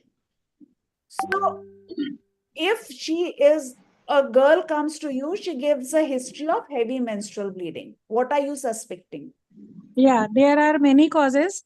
Immature axis that is giving rise to issues, or it may be a case of PCOS. It can be a case of coagulation disorders. She might be having some metabolic issues or thyroid disorders. These things should be ruled out. Some urine pregnancy tests should be done at Yes, just to rule out the adolescent pregnancy. And sometimes nowadays we are seeing so many cases of endometriosis, young girls having adenomyosis or any congenital anomalies like rudimentary horn, if that bleeding is associated with any dysmenorrhea or anything. But heavy menstrual bleeding will not be there with a rudimentary. But if a young girl comes, that will not be there. But we need to keep that in mind. Dr. Shaila, ma'am, yes, what would be the impact of, she says she has very heavy bleeding, but when you're examining her, how are you going to assess whether she really has heavy bleeding or it's just... well, apart from her history of the amount of bleeding that she's perceiving, you have to actually ask whether it's affecting her routine, whether she has easy fatigability, whether she's missing school and studies because of this heavy menstrual bleeding. And is all of this leading to a lot of impact on her daily routine because of that excessive blood loss that she's facing? And that is one thing that we have to very carefully ask for, especially these adolescent girls, to assess whether how heavy they're perceiving the bleeding. Maybe we can ask her how many pads she's using, how much they are soaked. That's why I said, apart from the number of pads, etc., it is the amount of blood loss that is affecting her general health. That we have to also ask along with that. Exactly. That is the important thing in history, whether there is any impact on her life. And her pallor. And then the investigations. Yes, and the pallor. Yes. Studies also we have to take into consideration, ma'am, actually. If there is a bleeding disorder, what are the pointers in her history? And the most common thing is frequent tooth bleeding. When she brushes her teeth, does she get it bleeding? Whether she gets any bruise or an injury, a hematoma collection easily, she falls down, hits the table on the knee. These points do help us. And again, a family history of bleeding disorders in the other family members help us reach the diagnosis. Now she's 16 years old. She's a virgin. How are you going to examine her? How are you going to assess her pelvis? Transrectal examination can be done with a special consent. Yes. Transrectal can be done if transabdominal is inconclusive. First, we start with the transabdominal. If it is not conclusive, then we can go ahead with the transrectal. Now that she has already come to you, and supposing you see that she had, her perineum is not so healthy and clean, how would you discuss menstrual hygiene and symptoms? Because in our place, not everybody has the resources to use disposable pads, and it's also bad for the environment. So how are you going to talk to her about menstrual hygiene?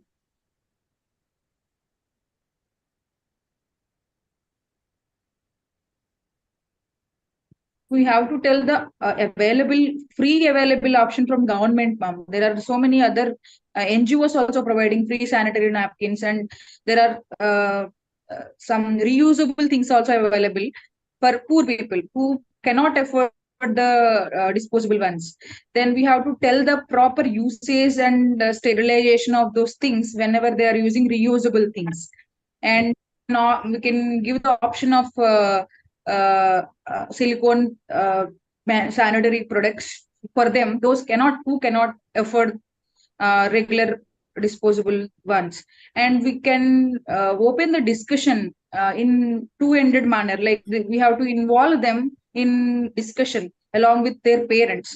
Then only they can open their questions to us generally. I just wanted the panel's opinion on reusable cotton menstrual pads.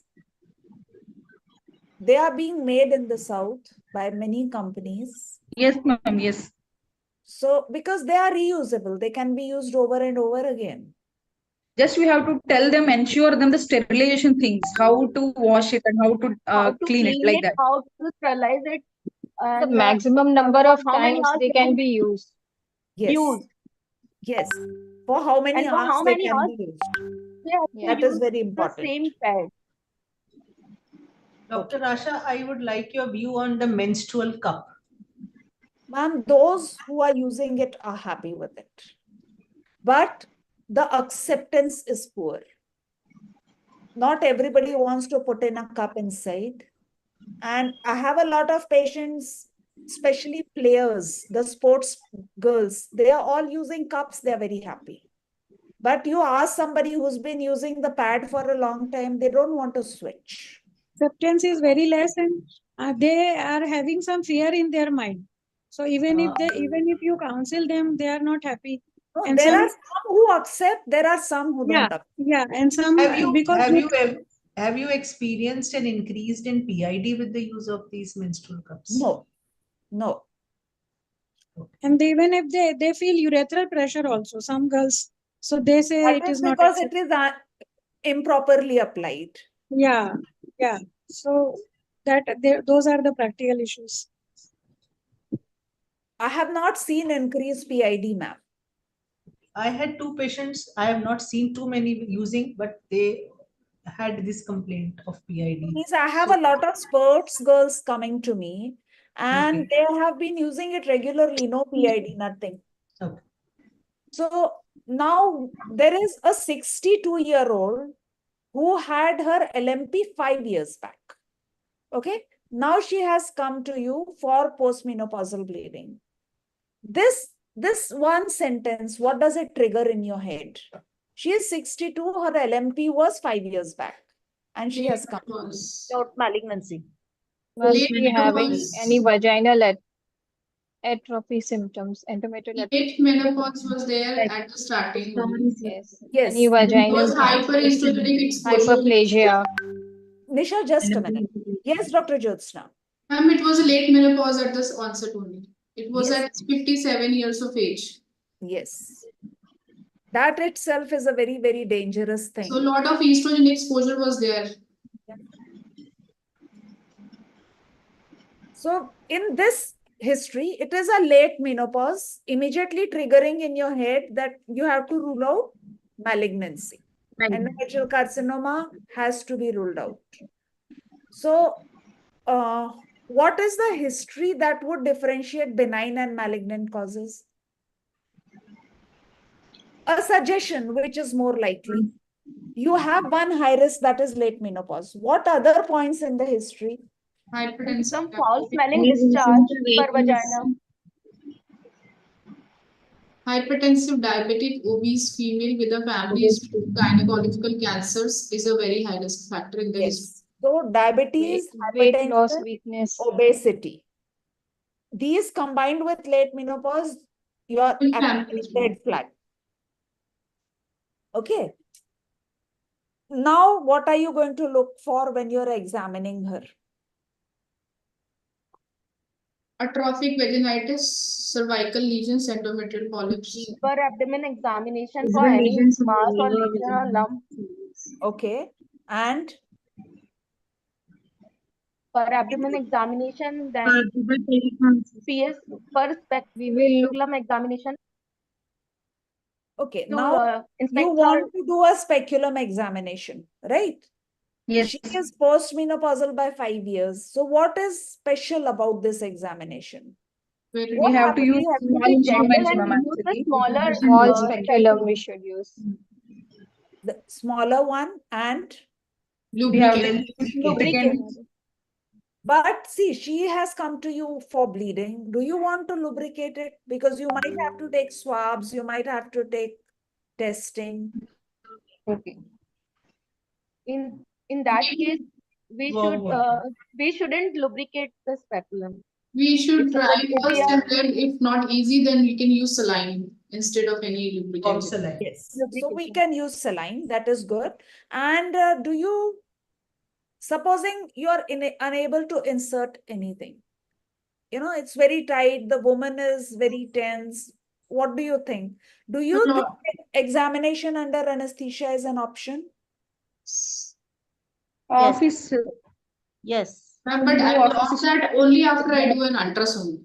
Either abdominal, if transvaginal is not possible, then only we want to take it for a. Then in that case, we can use office hysteroscopy to examine her vagina and cervix. If if it is a stricture, yes, very tight introitus, and we are not able to do the per speculum examination, office hysteroscopy can be done. That is one very good option that you have given, Dr. Anshu. That's really great. So you can do an office hysteroscopy. You can also, whatever you have, basic thing is light should reach inside, but the patient should allow you. That is one thing that you have to understand. So if nothing works, a transrectal ultrasound works. And with that transrectal ultrasound, you can then explain to the patient that we will like to do an examination under anesthesia and also take a biopsy or whatever. So you need to take a detailed consent for that. So now you have to tell her that we will need an endometrial biopsy. A 120 kg diabetic, hypertensive patient, how are you going to tell her? How are you going to counsel her? Because you are also afraid that you tell her about cancer, she'll run away. One must explain her all the possible causes of postmenopausal bleeding. Mostly some endometritis or some atrophic changes can lead to postmenopausal bleeding, but one should be very much vigilant in to rule out the cancer pathology as well as. So we should be very gentle and very explanatory to her, and I think she should will understand our point of view. So she will help us in managing her. And one point. Yes, Dr. Jyotsna. And one point which helps is that we can counsel her that this will help us in making a treatment plan for her, whether it can be medically sorted out or it will need any further surgical. So that helps a lot of time. There is one more point that I want my panelists to bring up. One more point. When you counsel her, it's about counseling, right? You are going to counsel her. You should have all her decision makers with her when you're counseling. Because otherwise you'll end up counseling over and over again without a decision. So now it is a benign bleeding. It was a large endometrial polyp. How would you actually, you've taken it out. It was an endometrial polyp. How are you going to advise her now? We had high risk of cancer, but it didn't turn out cancer on histopathology. What is your counseling to this patient now? Polyp has to be removed. No, that is done. That is how you got the report, na? Yeah. After removing the polyp. Follow. Surveillance and follow. Yeah. So what is your counseling going to be? Shell, ma'am? She would require a serial ultrasound at the most to at least follow up for the endometrial thickness and for any recurrence. I told you she's 120 kilograms and she is diabetic hypertensive. So is your advice going to add something there? Lifestyle modification. Lifestyle modification, weight loss, ma'am. weight loss, ma'am. Because she's BMI is very high, we have to ask her for the diet modification as well as for like exercise and all to help us in getting her in proper come under like proper BMI because of which can further lead to Yes, ma'am. again So, she can develop endometrial polyp and all. ma'am, we have to tell her that lifestyle modification will definitely alter her chances of recurrence and prognosis. But intensive monitoring is still mandatory, and regular follow-up is very essential. And if the patient is not willing or not capable for coming for a regular follow-up, then probably the decision would need to be taken whether we can just leave the patient and let her be lost to follow-up.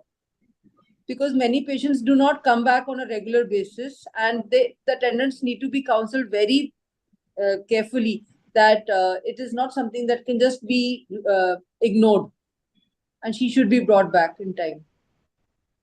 Yeah, so she has to be brought back, and many a time you don't know how well the sectioning has been done, because endometrial polyps at the base will sometimes have a malignancy. So you're not really sure. You need to be very sure of the histopathology. If needed, you can do some tumor markers. Only then you can leave the patient. She needs to have lifestyle modification, lose weight, get motivated. And if that motivation happens, she'll be better.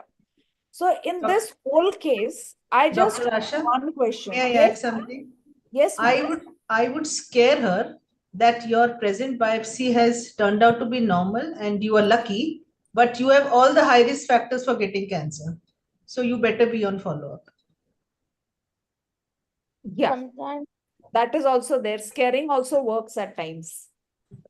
God has been kind to you this time. Your biopsy is fine, but you have to be on regular follow-up because you are a high risk case. Now we are all experts here, so I want to ask one question, unrelated. That a woman has had multiple biopsies over 3 to 5 years for postmenopausal bleeding. Each time the report is polyp. Would you trust this report? Or would you want to go ahead and do something about it? Hysteroscopic guided dissection. Yes. Only hysteroscopy, ma'am? Ma'am, hysteroscopic guided dissection of the polyp base. And so you've done that. You've done that. It has still recurred. So in a patient who is having high risk factors and has recurrent polyps, I would not just leave her just like that, even if it has come to be benign at each instance. Yeah, I don't think the attendants would be willing for such repeated biopsies or polypectomies. Most of them would just say, please just do the hysterectomy so that she's out of risk. I had a patient whom I operated for endometrial carcinoma at the age of 78. And she had been having recurrent attacks of bleeding and had had 5 biopsies previously. The Most images that I showed you. Most of the patients are not willing for a second biopsy, ma'am. By the time you ask them for a second biopsy, they'll be like, please just remove the uterus. She went, each time she went to a different doctor. And that is where Dr. Ruche, what she said, that take a complete history because they don't want to tell you everything. तो वो एक बार एक के पास दूसरी बार दूसरे के पास. Another important thing, Dr. Asha, as you said, sometimes it is the base of the polyp that is having malignancy and the sectioning may not have been done properly. So recurrent postmenopausal bleeding, even if our biopsy says it's normal, I think is a candidate for surgery. We did chronic pelvic pain a couple of days back, so I leave this. Now, this is a 24-year-old. She has irregular menstrual cycles, 21 to 45 days, acne and weight gain. What comes to your mind first? And ovulation and PCOS. And ovulatory bleeding, PCOS. Or metabolic. So what are the relevant points that would give you a diagnosis of PCOS? Associated symptoms like All the- I'm just talking hirsutism. about menstrual history. Only menstrual history. Okay, she has irregular duration of periods. Every time it is not fixed duration. She might have sometimes heavier bleeding. Sometimes she must have less When heavier. we take a menstrual history, we start with her first menstrual period, right? Yeah. So the first age of menstrual menstrual. period, the past menstrual period, the present menstrual period, and the last menstrual period. These are the 4 components of the menstrual history. So what is relevant here? In a PCOS, what are you going to find? It's changing every time. The pattern is changing. Shalini, you want to add something here? Yeah, the less than 8 cycles, less than 8 menstrual cycles in a year. Yes.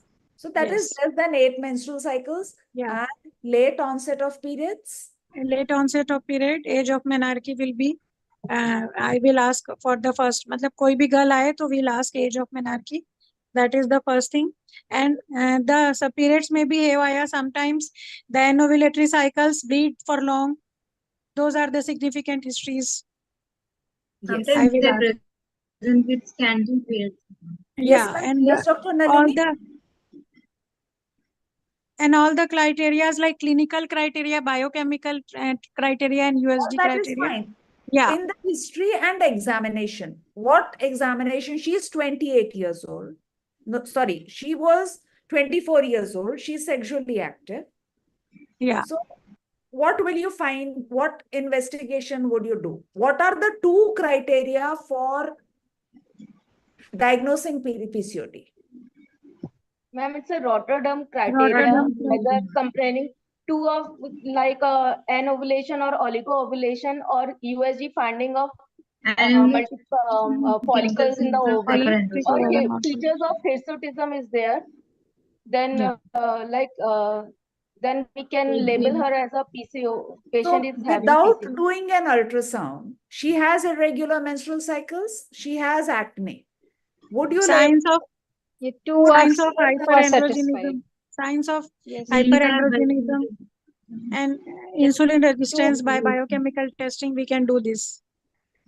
See, what I'm asking you right now is pretty simple. In the history and examination, what are you going to find? Acanthosis nigricans, acne, hirsutism, baldness, the receding hairline. Okay. Features of hyperandrogenism as well as oligo or anovulation. Patient would complain of all this thing. So now we come to the next case. This is a 28-year-old with 3-week history of yellow vaginal discharge, unpleasant odor, and itching. So what is the relevant history here? She has only 3 weeks history, right? Previously, she didn't have any problem. So what is the history that you want to take? History of new sexual contact. Yes. History of new sexual contact and history of any cosmetics, new brands or vaginal douches, or anything new brand of pads, anything new. History of any allergy, foreign body, and use of tampons and menstrual cups. Change of brand of condoms. Too many things. Any recent history of steroid use during her immunity? Prolonged antibiotic use. Any chronic illness before starting that. One thing that I'm looking for, nobody has answered so far. Like would you her not partner is ask also for any symptoms in her partner?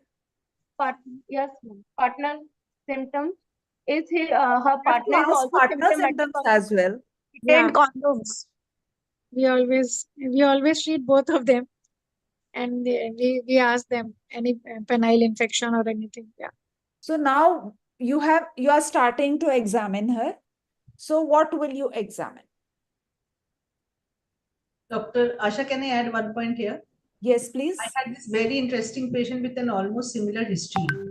And she looked a little disturbed to me looks-wise. She was in pain and she was complaining of discharge. And when I examined her, I found the cork of a bottle inside her vagina. Foreign bodies, yes. And she says, I don't know how it went in. Okay. Some absurd Now the use of sex toys, so maybe some parts, some like what ma'am is saying. That's what I'm trying to say. Sometimes your psychiatric issues are also there. So that also you have to see. So what do you want to examine? You want to examine the vulva? You want to examine the perineum? You want to examine the vagina? Vagina. Everything. Vagina We will examination. do a complete examination starting from vulva, vagina, and the cervical. Examine. And if need rectum. As well as We will examine cervix, the cornices. Okay, now you have seen that. And what are you going to do? There is a yellow discharge. It's thick yellow discharge over there. So what are you going to do now? After examination, we will take a swab that part. Yeah. And send for examination. Yes. So what examination would you send it for? For Microscopy and culture and okay, culture and microscopy. We can do test also with potassium, KOH, for bacterial vaginosis and no, it's yellow and foul smelling. So yellow discharge and microscopy and culture. Culture sensitivity is most important.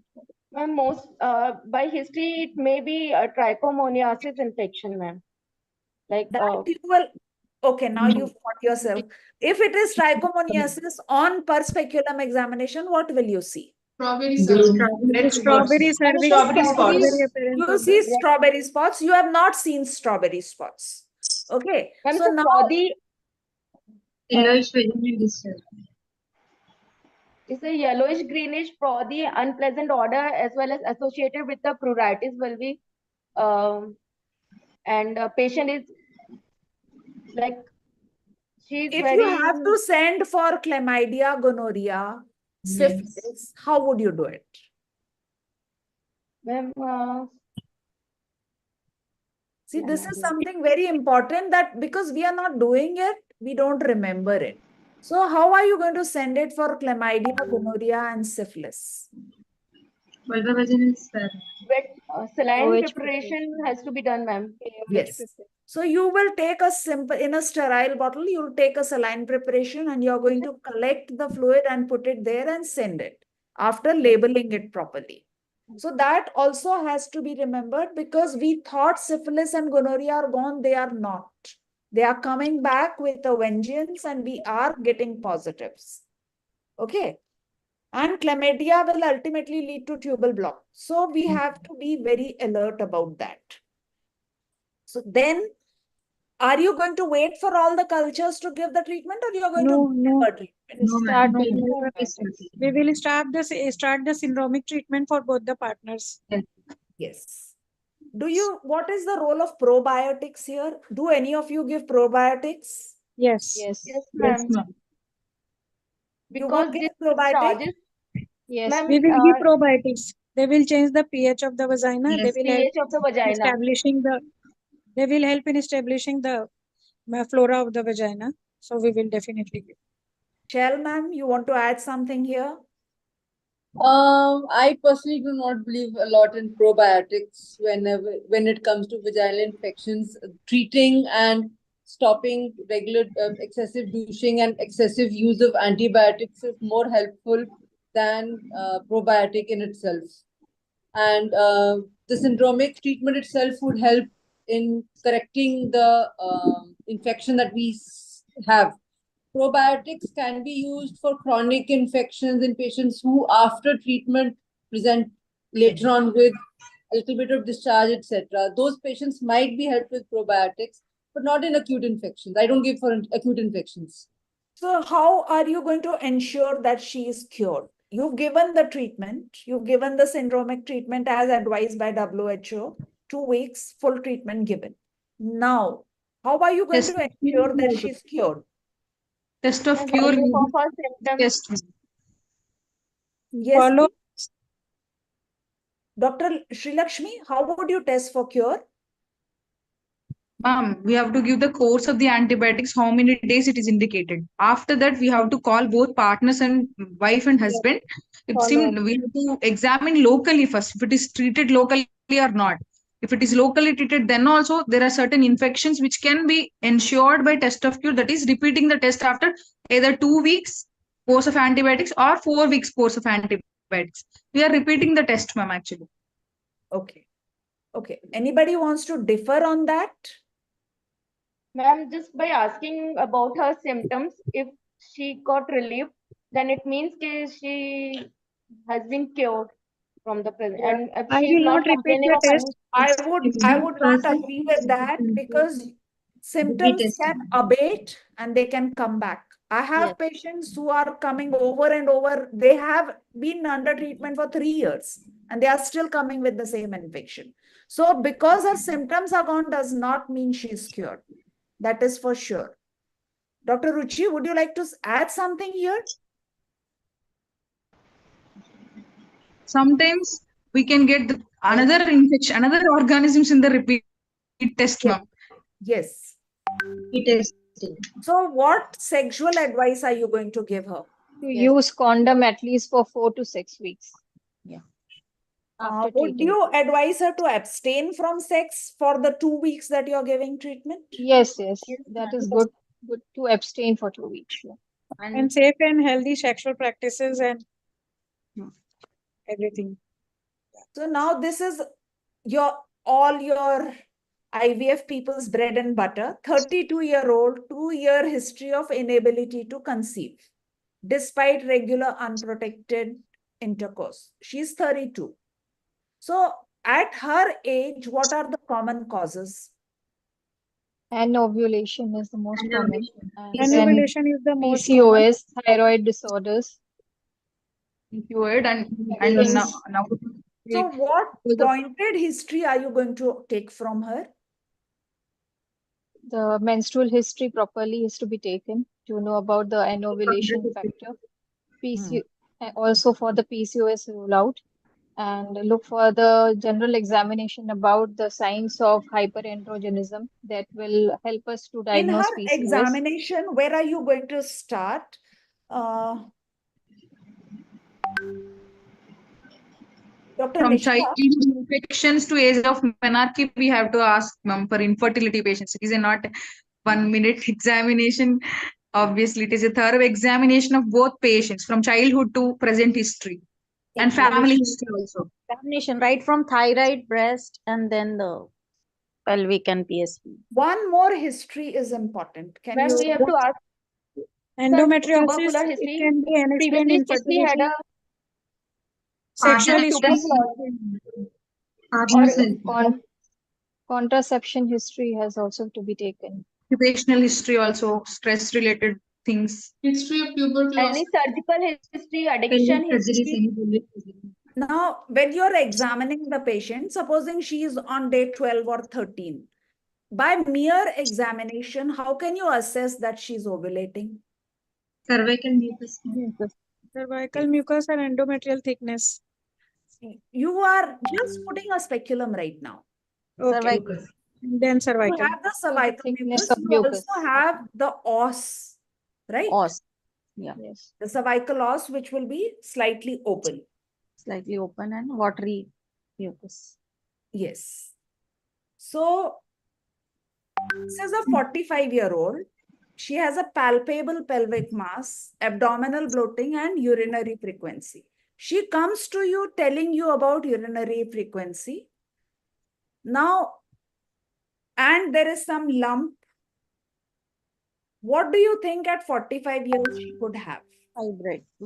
Ovarian Fibroids. fibroids. Or adenomyosis. Adenomyosis. Ovarian Palpable cysts mass can with also be seen. adenomyosis? Palpable mass No, with no. adenomyosis? No.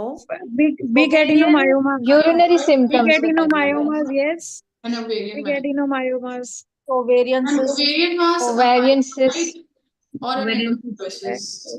Yes, Dr. Jyotsna? An ovarian mass, fibroid, and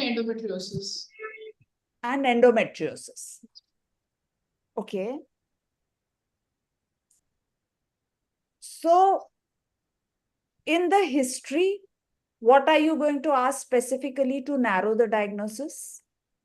Whether it is Alien bowel acute or or bladder chronic habits, onset.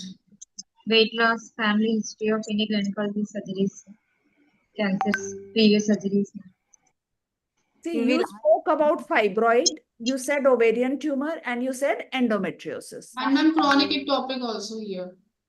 Not a 45 palpable years old? mass. Ma'am, Then can bowel or bladder functions. because nobody will expect that. It might have had some time back. I will think of a pregnancy first. Chronic ectopic also. I will 2 also days back think of only, I pregnancy. operated a case of adenomyoma. It was a palpable mass, 16 weeks. So posted for adenomyomectomy. So they can also be very large and we can get a palpable mass. To narrow the mainly with urinary symptoms. One more thing that Dr. Ruchi said was very important. It can be pregnancy. Yes. Pregnancy. It can be pregnancy. It can cause bloating. It can cause urinary frequency. So any reproductive age woman, even in the perimenopause or immediate post-menopause, as you think, it could be pregnancy. That has to be remembered in the history. So now, what is the next examination that you're going to do? Bimanual. You've the history. Now what? Bimanual examination. Per abdomen examination. Per abdomen, PS and PP. Per speculum examination. Manual and per rectal examination also we have to do. Yes. Yes. Rectovaginal exam. Now you've seen that it is a pelvic mass, something arising from the pelvis. She's not pregnant. So now would you want to do advice imaging, and what would you want to do? Ma'am, first line should be ultrasound only.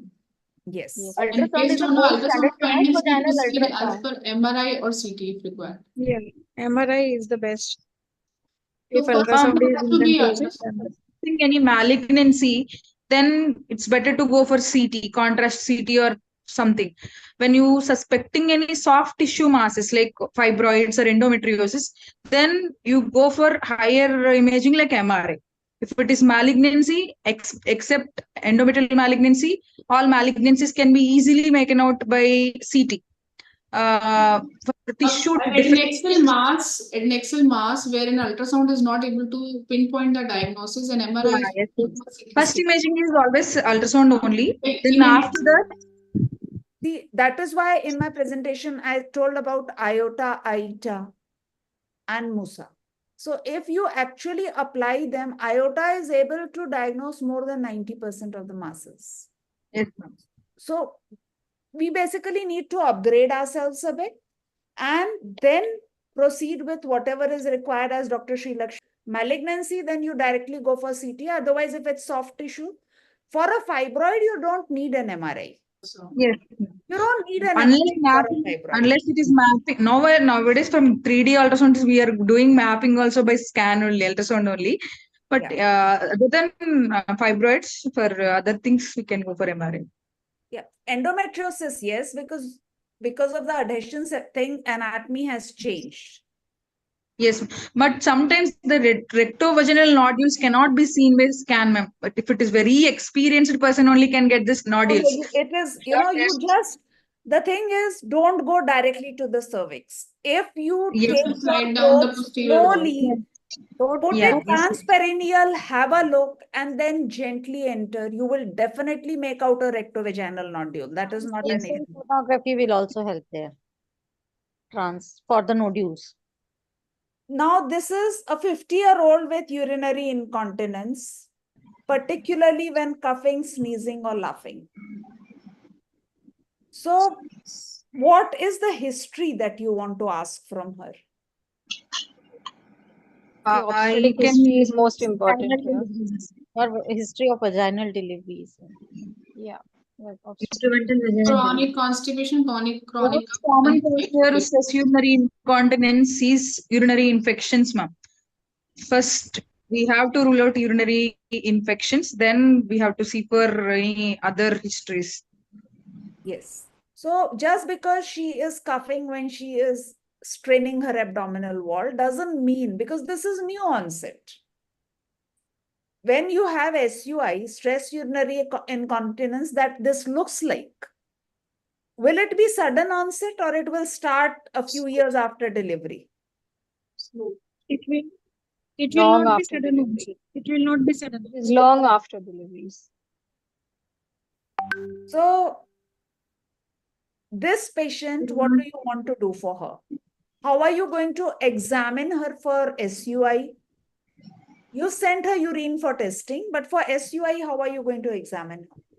Full bladder. You have to examine her with a full bladder and not ask her to empty her bladder before you do your examination. Okay, so you are going to examine her on a full bladder. That has to be remembered. But you've already sent her for a urine examination, right? She's given her urine for her testing and culture. Then she has come to you. We can fill the bladder with normal saline. Yeah, and we will You ask can her to ask cough her in to wait only for some time. Yeah. Okay, but she has to be examined on a full bladder. Bladder, yes. So there are patients sometimes who will cough in front of you and they will not pass any urine. But when they stand up and they start doing, because when we are examining in lithotomy. Yes. And then they are standing up and then they again have the problem. How would you explain this to them? The bladder neck. The increase in the intra-abdominal pressure, which is being transmitted through the pelvic hiatus, which changes from the supine to the standing position, especially in patients who have a lax pelvic wall and a retroverted uterus. This is more pronounced. Yeah. So basically, you want her to exercise a bit, right? You want her to do Kegels exercises to strengthen her pelvic muscles, treat her urinary tract infection. Supposing you Treating find any that, chronic cough conditions. yes, chronic cough conditions have to be treated. If she's extremely overweight, you want her to lose weight. If there are causes for constipation or bowel problems, that has to be treated. And would you also advise her some lifestyle changes? Yes, ma'am. Yes. Along with weight loss and all, avoid coffee, tea like that, and bladder training. We can tell, although it is SUI, bladder training will help them. Like even though. So, bladder training will help them. And even if you have to perform surgery for SUI, when would you perform it? As soon as the patient comes, or do you want to give her some pelvic training time? After 3 months, like at least 16 weeks of pelvic floor exercise sometimes completely cures the SUI, ma'am. Almost 80% of the people will get cured by pelvic floor training itself. Jyotsna, ma'am, would you like to add something here? 8 weeks. Ma'am, first of all, conservative management has to be done for at least minimum of 6 months, and then proper detailed counseling of the patient and the attendants, then plan the surgery, and then again during the counseling we have to tell there is a high chance of recurrence also. Yes, And mostly I will like to do urodynamic studies because mostly there are mixed type of incontinence. So when we start the medical management, they respond very nicely. So after giving that challenge, then only we proceed to surgery after 6 months. So now I thank all of you who are here, and I want one take-home message from each one who's present before we end the session. So I can see Dr. Nalini at the top of my screen. So Dr. Nalini, I start with you. One take-home message, please. Then I'm coming to you, Anshu, then to Dr. Shaila. Dr. Nalini is not responding. Anshu, would you give a take-home message? Ma'am, like with a good history tracking is and a proper key examination, for a good we can treatment. come to a provisional diagnosis, ma'am. No, Dr. Nalini, would you repeat that?